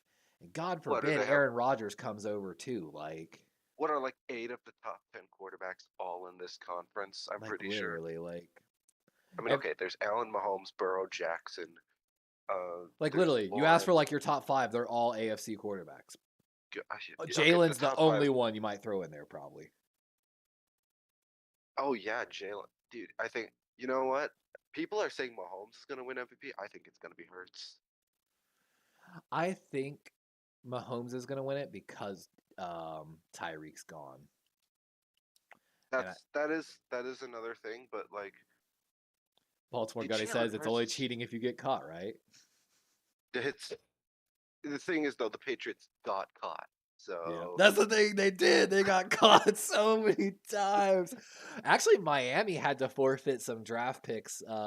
So they're going to be hurting this year because of all the tampering charges. The NFL took quite a few of their picks, actually. Like, dude, poor Miami. No, not. KC's just run so well. Tyreek leaving, they prepare. They basically said, like, I had kind of have this feeling. Like I said, I'm a little biased towards younger players. So, like, case in point, Tyreek Hill. Don't remember, Tyreek Hill is, like, almost unreplaceable. Just like, Devontae Adams, Justin Jefferson, Diggs, these guys are true number one guys. But can I get 70% of that production for 80% less pay? Possibly. Like, I'm going to be doing it here, whenever I forgot the wide receiver, but there is one wide receiver coming out this year that his potential, in college, there was no one that could stay deep with him, basically. If you can take the top off the defense, he's taking it, basically. And so he's going to be, I think he might actually be the number one wide receiver off the board. I think Quentin Johnson, TCU, I think is who it is. I might have that wrong, but just, so if you can bring him in as a rookie, and that's what they did. They brought in Kadarius Toney and McCole Hardman, two guys that run like 4.240s, just like Tyreek, 4.340s, that are just can take the top off the defense. Now that's what I'm expecting from them to do.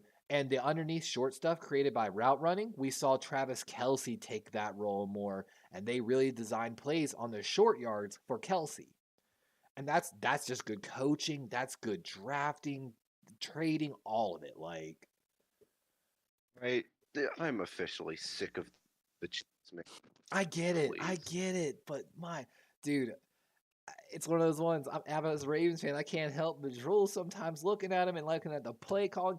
Oh, fun fact, I don't know if you've seen this yet. So Banimi, a lot of people are like, oh, he's going to be the offensive coordinator here. He's going to be the offensive coordinator there, yada, yada, yada. Like they've said in Baltimore that he's the number one person. And don't remember, on my list, I have Banimi as the number one coordinator. However, I don't know if you remember on that video, I said, I don't think he's taking any other offensive coordinator job. He's only leaving to be a head coach. At the press conference the other day, he announced, I have not interviewed for any offensive coordinator positions. The only position I have interviewed for is the head coach of the Indianapolis Colts. So again, showing his interest. He has no interest in moving from an offensive coordinator job in KC to be like the offensive coordinator in like Baltimore, for example. Giving up a 10-year deal with Patrick for maybe an exclusive franchise tag player in Lamar. You know what I'm saying? So I mean, dude, not to throw shade at your team, but I don't know if I'd want to be the offensive coordinator of the Ravens either. I wouldn't either, because it's one of those ones. Unless you're under an offensive coordinator, like a QB coach, maybe. But like we talked about with Dave Canales coming over to Baltimore, even if we win a Super Bowl and we ball out, Dave Canales would then leave to be a head coach. Same thing like Banimi, anyone that comes in. And that's why Harbaugh has not shown me a history of bringing in the right people. So, I'm kind of a numbers guy. Based on the numbers, there's not a lot of faith that he's about to make the right hire. Then again, if you win a Super Bowl, I mean, it's one of those ones. It's kind of It worth kills it. me. Exactly. Like, that's the ideal goal. That's what you want to do. That's the goal of every single year. But at the same time, so my argument is this: Dave Canales leaves then at that point. Now we are back to square one, trying to find an offensive coordinator and instill probably a whole brand new system again. Because Harbaugh is a special teams coach and he doesn't have a system, Patty's going to win MVP. He has the stats and he's the NFL's poster boy. Gunny, dude, he's magic, man. It's hard. It's one of those ones. I was an advocate of him coming out of college. I thought he was going to be that guy, bro. And he was. Yeah, Allen is better than Mahomes. Allen is the MVP. Allen has a better arm than Mahomes. I see Mahomes. I think one of the things I'm a little biased towards Mahomes slightly. So when I played, I have this buddy back home. His name's Matt, and me and Matt, we played all the time. He was always my quarterback, and I was always the tight end wide receiver. And my buddy Matt had a certain magic. Like when I played, I tried to play quarterback. The chaos of actually standing in a pocket is something that's hard to replicate. And it takes like a certain level of nuance to operate in that chaos. You know what I mean? And so when I watch Mahomes, how natural he plays the game, it looks like he's just out there having fun. It reminds me of my friend. And this is when I thought about going to college and playing collegiately to get an education at one point, I was very much trying to get him to come with me because, and you might not believe me here, I swear to God, but this is the type of guy he was. He would be out there playing with us, playing tackle football, smoking a cigarette. And he could take a kneel on the 50-yard line and put a ball into the end zone on the dot, like on a line to a wide receiver perfectly from his knees, which is NFL talent. And I have played with actual college quarterbacks. His arm strength was on par. So just when I watch Mahomes and how natural he plays the game, it's a thing of beauty. But I think Allen is a way better thrower, has way better arm talent, and it's like right there. For me, it's like 1A, 1B. But Mahomes just has a little extra magic. I think what sets Mahomes apart, I think Mahomes' decision making is better than Allen's. But you could argue that's slightly Andy Reid because a better That system. is that is Quick true. reads. It's offensive oriented coach versus defensive oriented. It's like the no look pass. I actually used to play with my buddy Matt used to do it, and I used to play with a guy. Literally, I was really bad with names for a long time, and I still kind of am. I was notorious for playing with guys for years and not knowing their names. I would know their nicknames, or I'd be like, "Hey, you're such and such's brother." Hey, and I would literally be like, "Hey, such and such's brother." But we had one guy. His nickname was Tie Dye. We also called him Mini Cam because he was a Carolina Panthers fan. He either showed up in a Cam Newton jersey or he showed up in a tie dye shirt, which is why we called him Tie Dye. Had a cannon for an arm. Questionable decision making, but he actually had a really good no look pass. And it took me like 2 years to basically, of like watching him and playing with him consistently, to kind of take that part out of his game. And it's one of those ones. I see that in Patrick Mahomes. Like, You think with Allen, it's like Allen has a better arm than Mahomes, maybe debatably. This is up for debate. I think what sets Allen apart is his ability to run. I think Allen is definitely one of the best running quarterbacks in the league, especially because of how big he is. I don't know if you saw week 1 when we played the Rams, but like there's this one play I specifically remember. Allen took off out of the pocket, ran, just because he's a stiff big armed guy, the like guy. 6'5", I think, like at Yeah, least. I think he's six. He's like 6'4", 6'5". He's like Yep. 200. Which really He's like helps with 220 throwing pounds. lanes. Like that's what Yeah, Russell Wilson's struggling with. He's so short. he stiff armed one of the Rams defenders into like the nether world. I swear. Yeah, he's a slightly smaller Ben Roethlisberger with a better arm. Is he small? How big is Big Ben? Big Ben was like 6'5", 260, bro. He was a less fast Cam Newton. Let's put it that way. In his prime, like that's why Ben Roethlisberger was notoriously hard to bring down. Like you could drag him down and he would literally just pull you. Like Big Ben was called Big Ben for a reason. He was a huge guy. But of course, nowhere near as fast as Let's see. Are you googling it? He, yeah, I'm looking at 6'5", 240. It says. Yep. So 6'5", 240. I want to say Josh Allen's probably like 6'5", 220 to 230 if I had to guess. So like a little smaller, but definitely way faster. Baltimore He's Gunny six. says, I would take 1 year offensive coordinator for a Super Bowl. Super Bowls don't grow on Allen trees.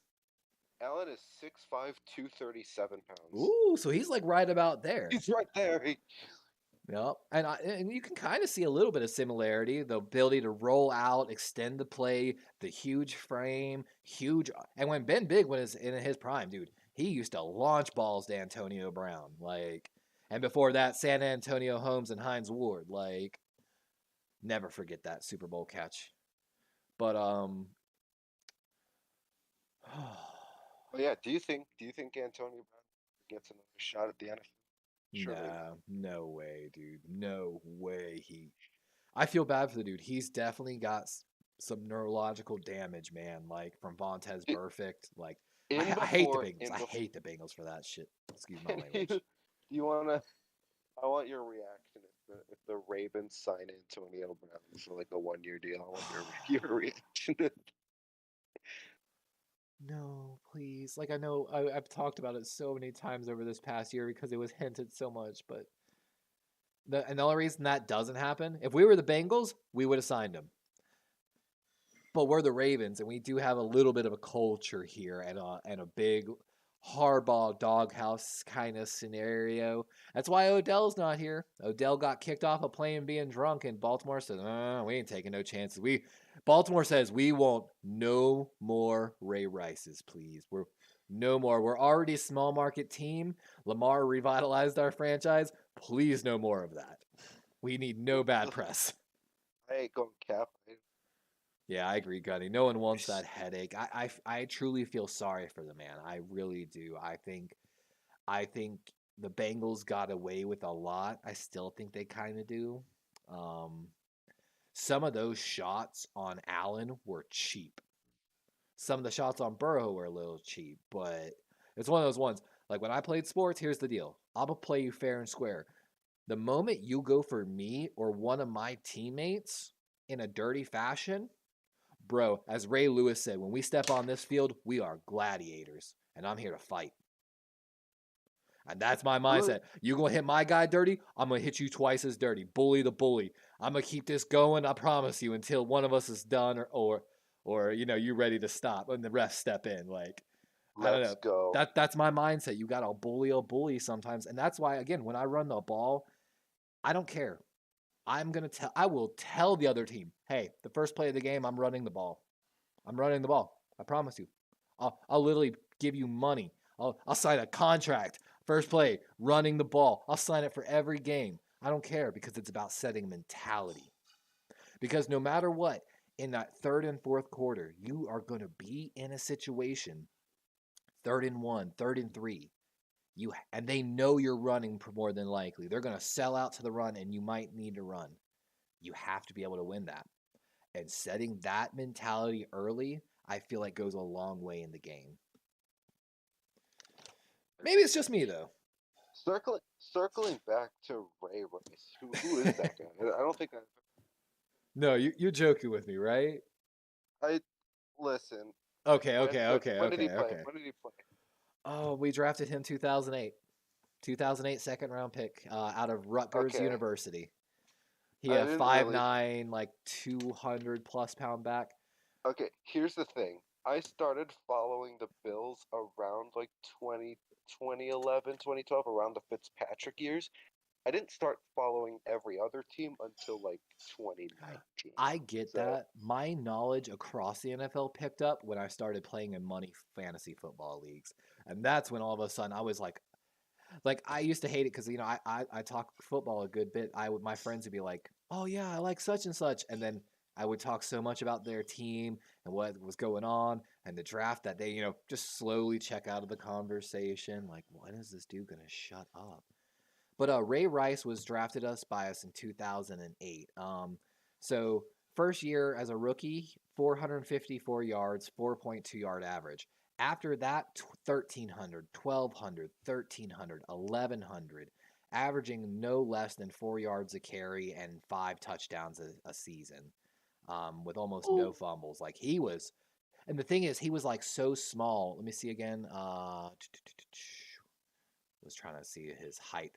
The problem was, and they talked about it, he was like that really tiny, like 5'9" or smaller halfback that when he ducked and cut behind the offensive linemen who were like 6'5" to 6'7", you lost sight of him. And he was so quick. But of course, I'm trying to remember what year it was. Was it 2013 or so? Like kind of right after the Super Bowl. He got an extension. He was drunk, I think, in Vegas with his fiance, wife, girlfriend, whatever. And like they were fighting, whatever. But he hit her like closed fist, like knocked her out, stone cold her with a right, like all on camera in an elevator. It was really the start of people paying attention to domestic violence problems and some of these other behavioral issue of players in the NFL. Ray Rice never got a shot back in the NFL basically after that. Which I hate to be that person. Nope. Yep, I'm for it. I'm sorry. Baltimore Ravens, 2008, 2013. Yep. And so that was the lesson where Harbaugh started really buckling down on culture picks, taking a lot of people off the draft board. For that. She went to sleep. Oof. Yeah, it was. I'm telling you, you could probably still find the video of it. It's bad. It's bad. Yeah. And that's the one thing I think Harbaugh has over someone like Mike Tomlin, because like Harbaugh may not be as good as like you're cutting in a little bit here. There you go. But like Tomlin may be a good coach, but I really don't think he knows how to actually rein his players in. I mean, we saw this with Antonio Brown, although that may have other You're pushing reasons the for that. line of the professional coach and like I'm your buddy friend coach, and I think Yeah. that line of professionalism started getting pushed a little too far. I mean, it happened with Le'Veon Bell. It happened with Juju Antonio, Smith-Schuster with all the Juju. TikToks. Chase Claypool, even. Exactly. Like, it's one of those ones, like, case in point, the Giants keep letting people go because cultural issues like Kadarius Toney, Eli Apple, there's been a few other ones. But they're going and being pretty successful elsewhere. I've said it before and I'll say it again. I feel like John Harbaugh is a good leader of men. I would actually love to see John Harbaugh transition into like player relations, and like PR and handling like, what players are doing a little more in their personal lives and like PR stuff. I think John Harbaugh would, retire like and work for us forever in that aspect. But like you're saying, when it comes like X and O's, he's not an offensive coordinator, he's not a defensive coordinator. And I feel like he's blown a lot of time management, roster decisions, and other issues. Great leader of men, average coach is the way I put it. Gotta fire him after this year, but no. Yeah, and like saying, it's one of those ones. It's going to be hard to do, and especially if we have to franchise tag Lamar and we either first round exit playoffs or don't make the playoffs. Well, I think Lamar and John Harbaugh are gone because it's a very big trend to pair a rookie coach with a rookie quarterback, basically. And Well, my, at that point, you're definitely just screwed. at that point, man, we would be in our full rebuild because, like I said, we would have to shed so many players for cap to get the exclusive franchise tag to work, really. And I really don't want to go there, like. But yeah, our 2008 draft was a star-studded draft. We were actually really trying to get Matt Ryan, but we ended up with Joe Flacco because we were trading up and down to try to get extra picks. You could have spared Matt Ryan to 28-3. I'm not gonna lie, there was a long time like Matt Ryan always looked a little better than Joe Flacco. Of course, the difference was Matt Ryan always choked in the high pressure games while like Joe Flacco thrived in pressure games. Like Joe Cool was Joe Cool for a reason. Like I mean, I think in the case of especially Super Bowl 51, how much of 28-3 was actually Matt's fault? exactly. The play calling on the offense and the defense was pretty bad. Like Dude, I remember I was at my dad's friend's house for that game, and I just remembered, obviously being a Bills fan, my hatred for the Patriots was just burning, and I just remember seeing they were up 28-3. I'm like, oh yeah, this is the best day ever. The Patriots are getting exactly. destroyed. I was like high five. We were like high Same, fiving same, each bro. other, and then like halftime rolls around. It's like, yeah, yeah. Second half happens, and I'm just like, They were like, "Oh crap, we tried not to cheat." Well, it's not cheating if you don't get caught. Don't get caught, guys. and then I think I died a little on the inside after that.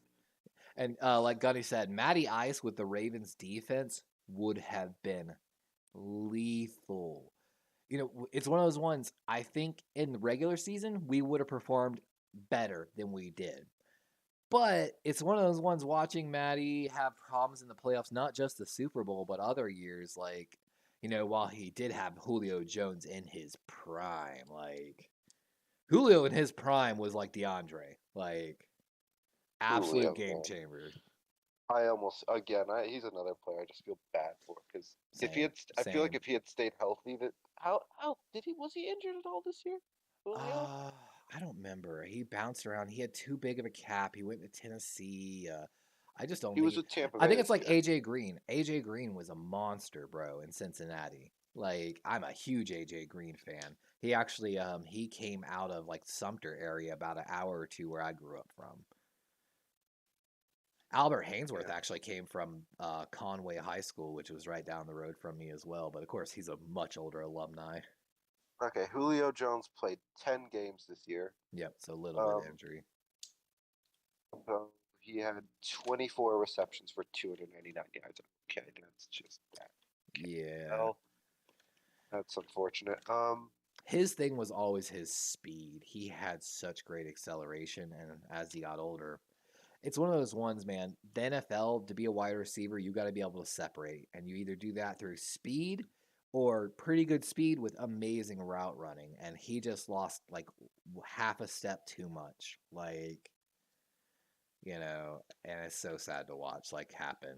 I don't. It just happens to some players more than others. I don't know if he had an injury and maybe a bad surgery or something, but I think he was really in. He was injured a lot of last year too. Yeah, last year he only played 10 games as well yep. for the Titans. I'm just so excited. This free agency, there's going to be so many different directions that everything can go. And then the draft class is pretty loaded, in my opinion, as well. There's going to be a lot of game changers in this draft. Like we were talking about that Quentin Johnson out of TCU. The scouts literally just brag he can take the top off of any defense. And if I'm not mistaken, I think he's like a 6'5" guy too. I know another day I'm going to be absolutely doing coverage. Of course, we know the Super Bowl, we know the draft. I'm going to be trying to also do like all 3 days of the combine because that's, for draft wise, I'm a big numbers guy. While, of course, like I know numbers aren't the entire tale, I like being able to, and of course, like numbers are a little inflated because they're like, some of these guys are literally practicing for 3 months straight running nothing but the 40-yard dash because they know it can be the difference in thousands of dollars, if not millions. But I like being able to see that top side potential in numbers and like strength, and it gives me an idea of like what people I really want to look at because everything's about a system.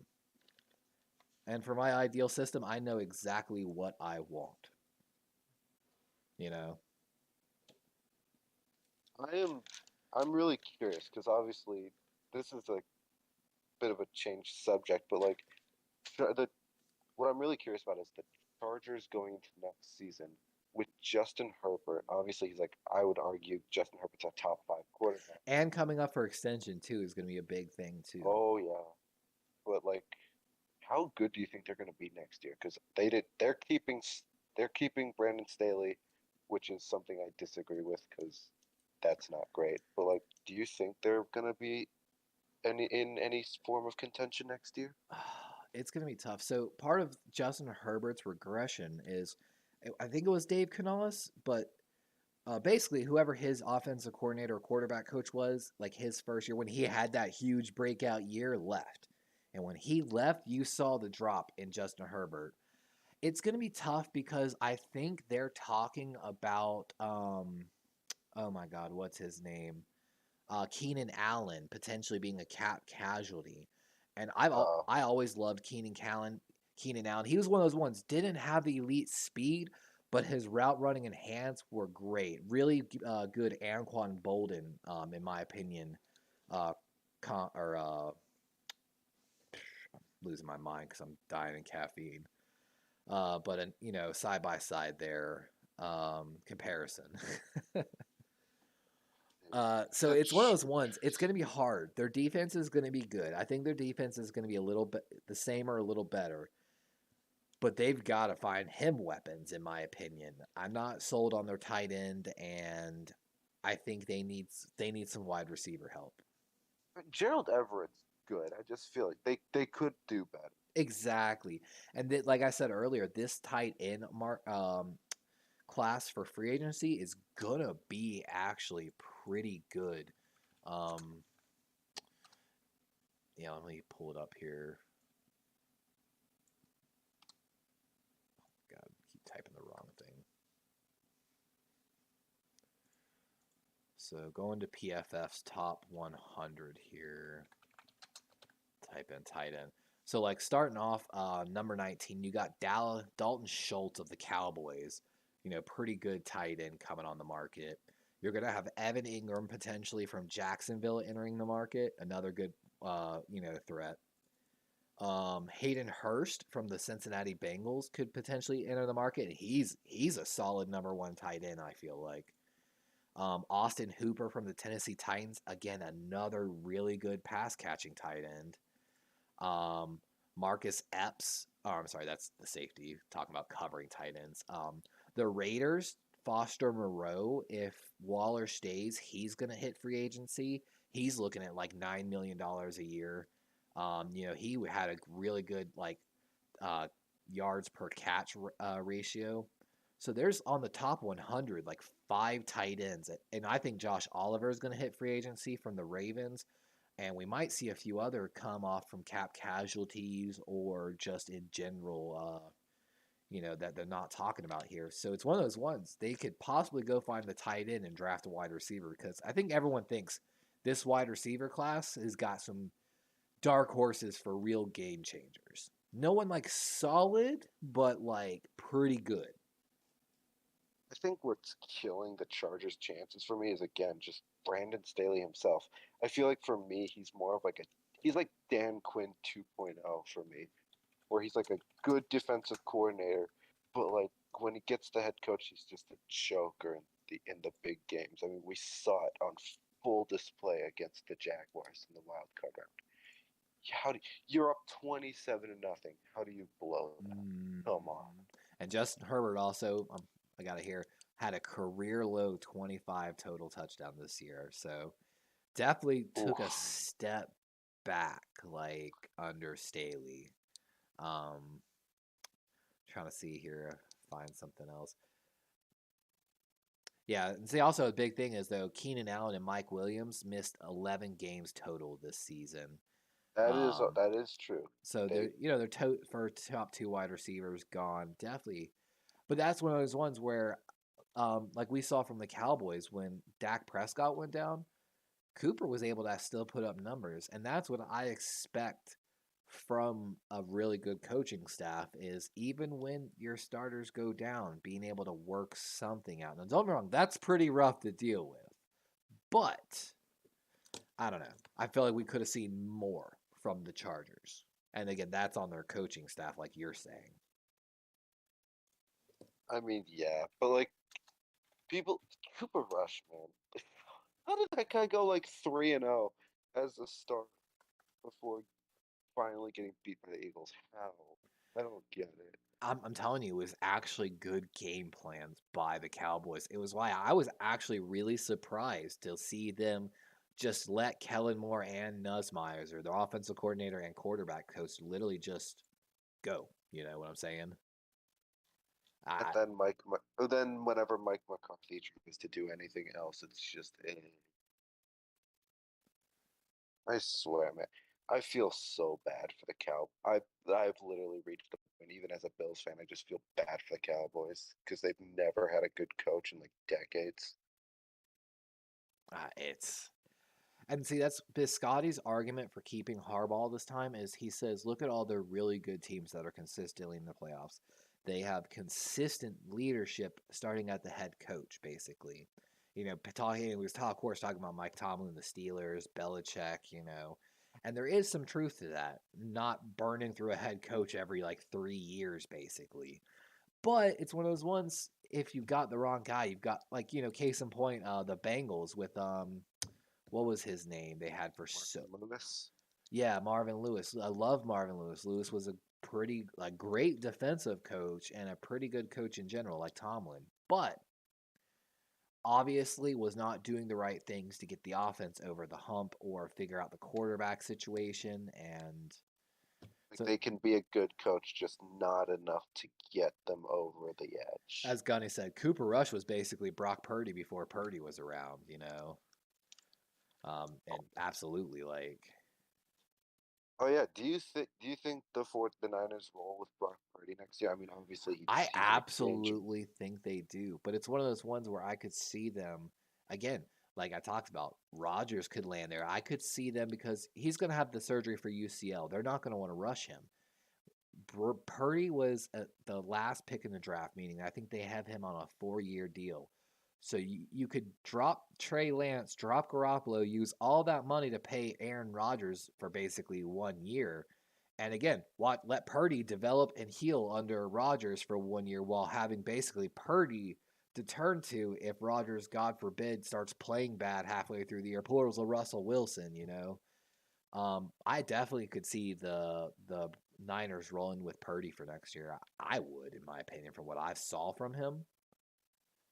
You know, it would be really sad, and I'm scared of this happening. Oh, If sorry, go ahead. Trey Lance ends up becoming Josh Rosen 2.0, I would just be Oh, I so could see that. depressed for Trey Lance.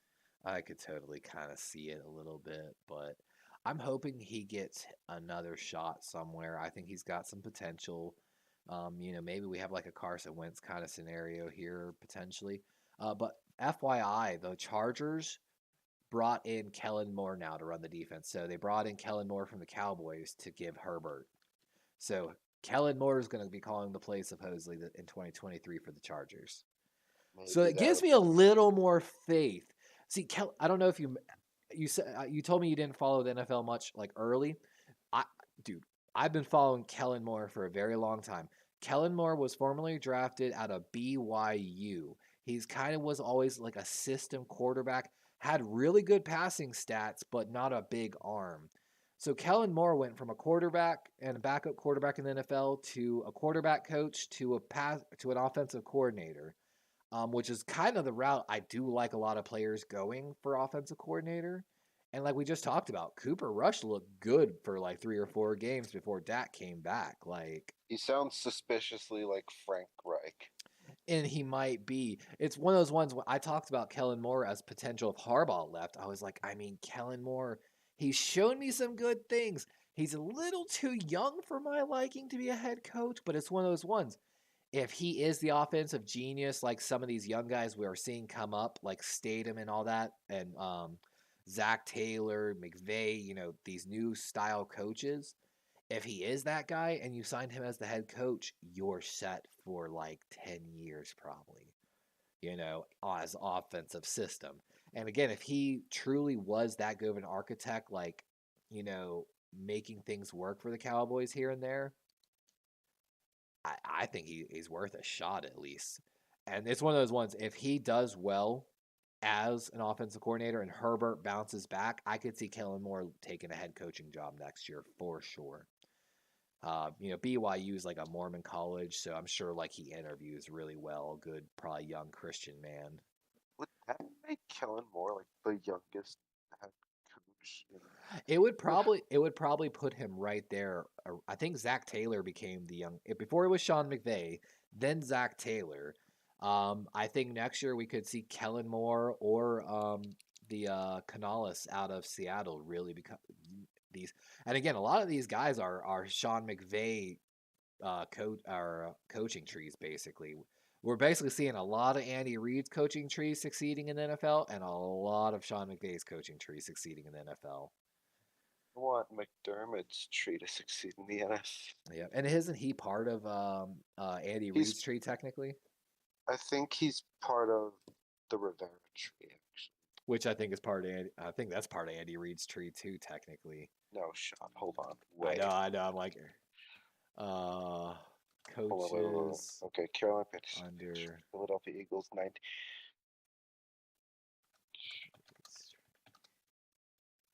I mean, he was the Rivera. Yeah, Ron Rivera, Sean McDermott, Frank Reich, Nick Sirianni, who's the head coach of the Eagles, and Matt Eberflus, I guess. Don't know who that is.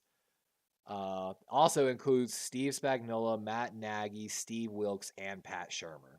Andy Reid's coaching tree, but I think technically Andy Reid could be kind of part of Bill Belichick's coaching tree, if I'm not mistaken. But even John Harbaugh. John Harbaugh was the former special teams coordinator in Philadelphia under Andy Reid. Andy Reid's the reason John Harbaugh is a coach, basically. Andy Reid banged the table for John Harbaugh. This head coach tree is making my brain hurt, and I don't like it. And see, that's where if you're trying to figure out what an offense will look like, this is where you start. You find out where they got their start, their tree, who they learned from, where they watched, things be successful. So that's why we're seeing the Eagles succeed, because Nick Sirianni is literally copying Andy Reid's playbook essentially. And running a very adaptable scheme and very game plan driven. It's why they're successful, I mean, it's working. I And was see, that's what thinking, I want to see. I want to see John Harbaugh's. Look at that coaching tree from Andy Reid and see who head coaches are. Now look at John Harbaugh's coaching tree. Do you see anyone like that name anywhere? No. That's the problem right there, in my opinion. it, I was just talking like with my friends earlier today. A lot of them think the Chiefs are gonna win. I think I was a good champions about this. I think the Eagles are gonna win. I think the Eagles are gonna roll It the really Chiefs. could go either way. The This is basically the old heads, Andy Reid and Benimi, the old heads who are still very adaptive versus basically, Nick Sirianni, of course, great head coach, but Statham is their offensive coordinator and their quarterback coach is who I wanted in Baltimore as our head coach. So this is like two really young guys who adapt really well versus Daddy and Andy Reid and Benimi, basically. So I think we are in store for a absolute one of the best Super Bowls we've probably seen in a long time, to be honest with you. All right, Um, and before it ends up being another like Super Bowl 53 dud, and it's like 10-3 final. I think Kansas City's offense is better, but I think the Eagles' defense is so freaking deep, it's not even funny. The fact that like they added Robert Quinn as like a situational pass rusher in a Super Bowl That's winning push, ridiculous. Like I rough. covered it. He's Like like literally the fifth guy on that rotation, basically. Like one of the best pass rushers in the NFL is literally a rotational player. They're that deep. And that's what I'm talking about. Pass rush wins championships. And that's good for them because I mean now the players can rotate in and out. They're not going to get tired. They're going to have so much depth. They just keep renewing their strength, and I And think that's what's going that's to set gonna them over the edge. and Honestly, that's what the thing is. It's gonna come like how we were just talking about. Can you keep your quarterback protected? Is gonna be the difference in that game. and If Mahomes is running like he did against Tampa because his tackles were out, Philly wins that game easy. But if they keep Mahomes decently protected and Mahomes' ankle is hopefully recovered from that high ankle sprain over this past 2 weeks, Mahomes, like I said, is magic, man. Like he'll find a hole. dude, if they let Mahomes just do what he wants, this could just this could be the highest scoring Super Bowl of all time. I think. Oh yeah, Right, we right might we now, might see this as a shootout. right now, hold on. The highest scoring Super Bowl of all time was Super Bowl. I believe it was between the Niners and the Chargers. It was it was Super Bowl 24. Wait, what? Wait, no, no, no. Either way, I agree. This is even though the Eagles have a number one defense, it's one of those ones every cornerback will tell you, every linebacker will tell you, the thing they hate most is a quarterback that can buy time. Because as like when I played, I prided myself on being able to flat cover, take someone out of the game for like 3 seconds.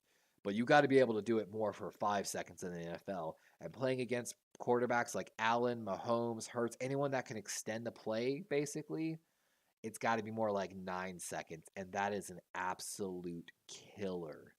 Dude, So and not only can Hurts extend the play on his own, he can take it to the he has house. he has the best O line in the league.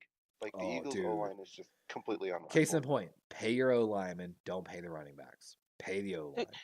Can you imagine if Josh Allen same protection Jalen Hurts has? And the Eagles have had like a top 5 O line, dude, for a long time. Since I remember one point the Dallas Cowboys had the number one O line, and the Eagles were like right there. It was basically Eagles and Cowboys were the number one O line for like a year straight, basically. Like, so they've always Dude, had it. Just they've always been missing that quarterback, and Jalen Hurts is kind of showing he's that guy. Like. And it's one of those ones like I talked about in some of our other videos. The front office of the Eagles, a lot of it actually did come from Baltimore, and that's why we're actually on pretty good terms trading wise usually with the Eagles. If we had a friend, it's the Eagles. If we have one enemy, it's actually the Chicago Bears. We have bad blood. Actually, I don't know if you know this, but like Chicago Bears and kind of Ravens. the Chicago Bears actually kind of screwed us on a trade a few years ago in the draft.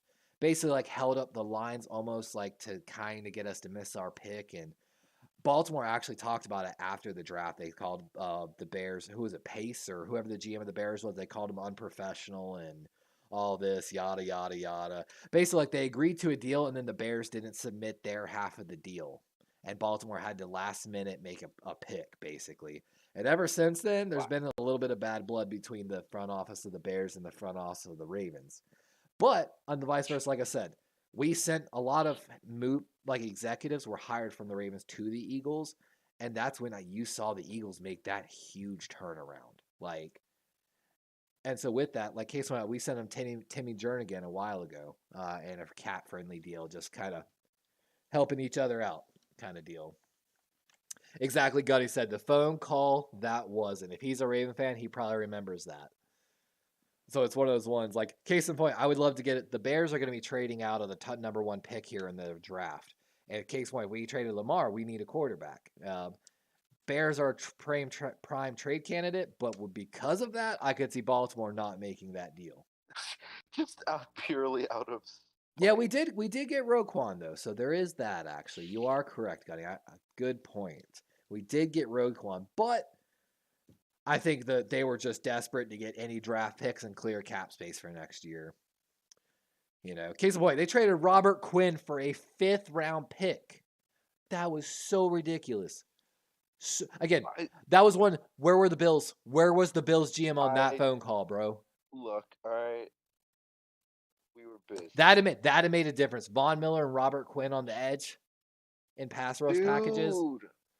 And you could give up a 5th for that. You could have given up a 4th. I'd have given up a 3rd for the Super Bowl run for that, to be honest with you. I mean, then again, Von Miller got... But you know what I'm saying? It's a 1-year deal no matter what. Like, screw it. Go for it. Like, dude, oh my God. And like, you know what? Maybe even after that, try to extend. Yeah. And see, so it's one of those ones, like, with that in mind, the Robert Quinn trade, they only got a 5th-round compensation just because they really wanted to move him and get the numbers off the books. That exact situation could be unfolding with Aaron Rodgers. And so that's why I discuss, what could we see? What happens if every team's like, no, we know you have to move him or your entire team's going to be blown up? What if Aaron Rodgers only gets moved for a 3rd-round pick? Because, again, it might only be a 2-year loan, essentially, for the Super Bowl. Which would be heartbreaking for Packers fans to basically have to watch Aaron Rodgers walk away for, like, a 3rd-round pick. But it's a realistic scenario that we could watch unfold. And Robert Quinn is a very good example of that. Because, again, this quarterback market, you might have Trey Lance, Jimmy Garoppolo, Lamar Jackson, Derek Carr. There's could be a lot of quarterbacks that are out there. And, if you had to choose trading a bunch of 1st-round picks for Lamar or Aaron Rodgers, who are you going to pick for the long-term look at your franchise, So there's going to be a lot of factors. But that was one of those ones, banging the table for the Bills to get Robert Quinn, and it's one of those ones. Can you imagine the Bills' offense if instead of making the Nyheim Hines trade, which was the compensation you would have needed to get Robert Quinn, so instead of Nyheim Hines picking up Robert Quinn, and then maybe using a 2nd-round pick to get McCaffrey, so you didn't need that halfback. McCaffrey and Quinn on that Buffalo's Bill team this year? Because, again, McCaffrey can play slot wide receiver even. So you could have literally just subbed out McKenzie for McCaffrey and then ran Singletary and McCaffrey in a sub package together. I'm like kicking the Bills from... Exactly. It's one of those ones, like, your Bills office did so well, but at the same time, they could have sacrificed a little draft capital to they might have been super over the cap in the carryover. I'm not 100% sure on that. I think they were. I think that's they paid the cap. But still, Gunny says Rodgers for a 3rd-round pick would be hilarious for non-Packer fans. That would be so amazing, bro. Grossi would. I think Grossi would. And that's why I'm like, dude, when I talk about this tomorrow in the video, I'm gonna try to tag Grossi. I'm gonna tag him on YouTube, TikTok, Twitter. I'm gonna try to get Grossi to actually come in and watch my my presentation on basically the offseason plan Packers edition that I'm doing tomorrow. I'm supposedly I'm gonna have Penguin coming in at 4 p.m. Central, which I think is 5 p.m. Eastern. So we're gonna have a Packers fan in here too. But I would love for Grossi to drop in and react a little bit to it. Like again, sorry. Yeah, real quick because I'm gonna have to hop off pretty soon. I do need to as well, actually. Yeah, I got school in the morning, but like, real quick, just to summarize, like, yeah, the Bills, I think, just handle the cap. I trust Brandon Bean to make, but like, I can't take another year. Yeah, I can't. The Bills need to go make a Super Bowl. Like they I need think to. this, for me, realistically, I think this is like the last shot before like players start to like lose faith. I think it's like 2023 or no. I could see that because after 2023, I don't know if Vaughn's staying anymore. I mean, that's just how I feel like it was already only going to be like a 2 to 3 year deal anyway. But if you don't make the Super Bowl this year, I think his cap goes up again, which at that point he might retire or something. And at that point, man, like we were kind of talking about, your window kind of closes really hard because replacing Von Miller as an edge rusher is not going to be an easy task, while also, again, probably Diggs. I think actually Diggs' contract might go down by $4 million, so that might help.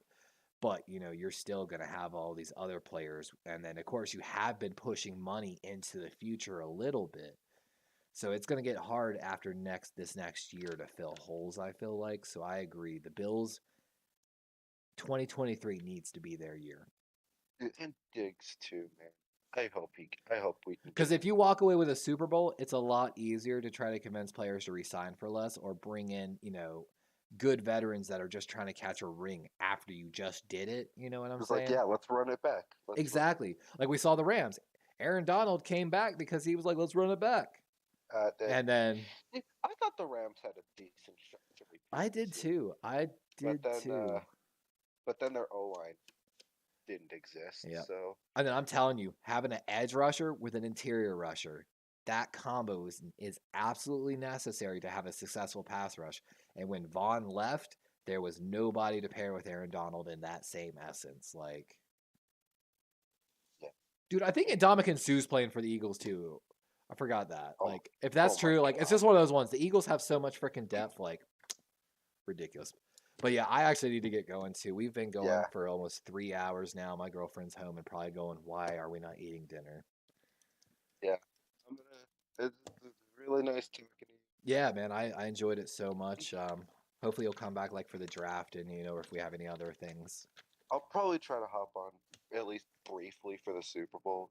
Like, because I am going to be going to a family friend's house, but I'll try to hop on at least for a few minutes. Yeah, I understand, man. Most people are going to be really enjoying it and partying and such, so it's one of those ones. I don't expect a lot, but at the same time, I got to do it for the channel. Yeah.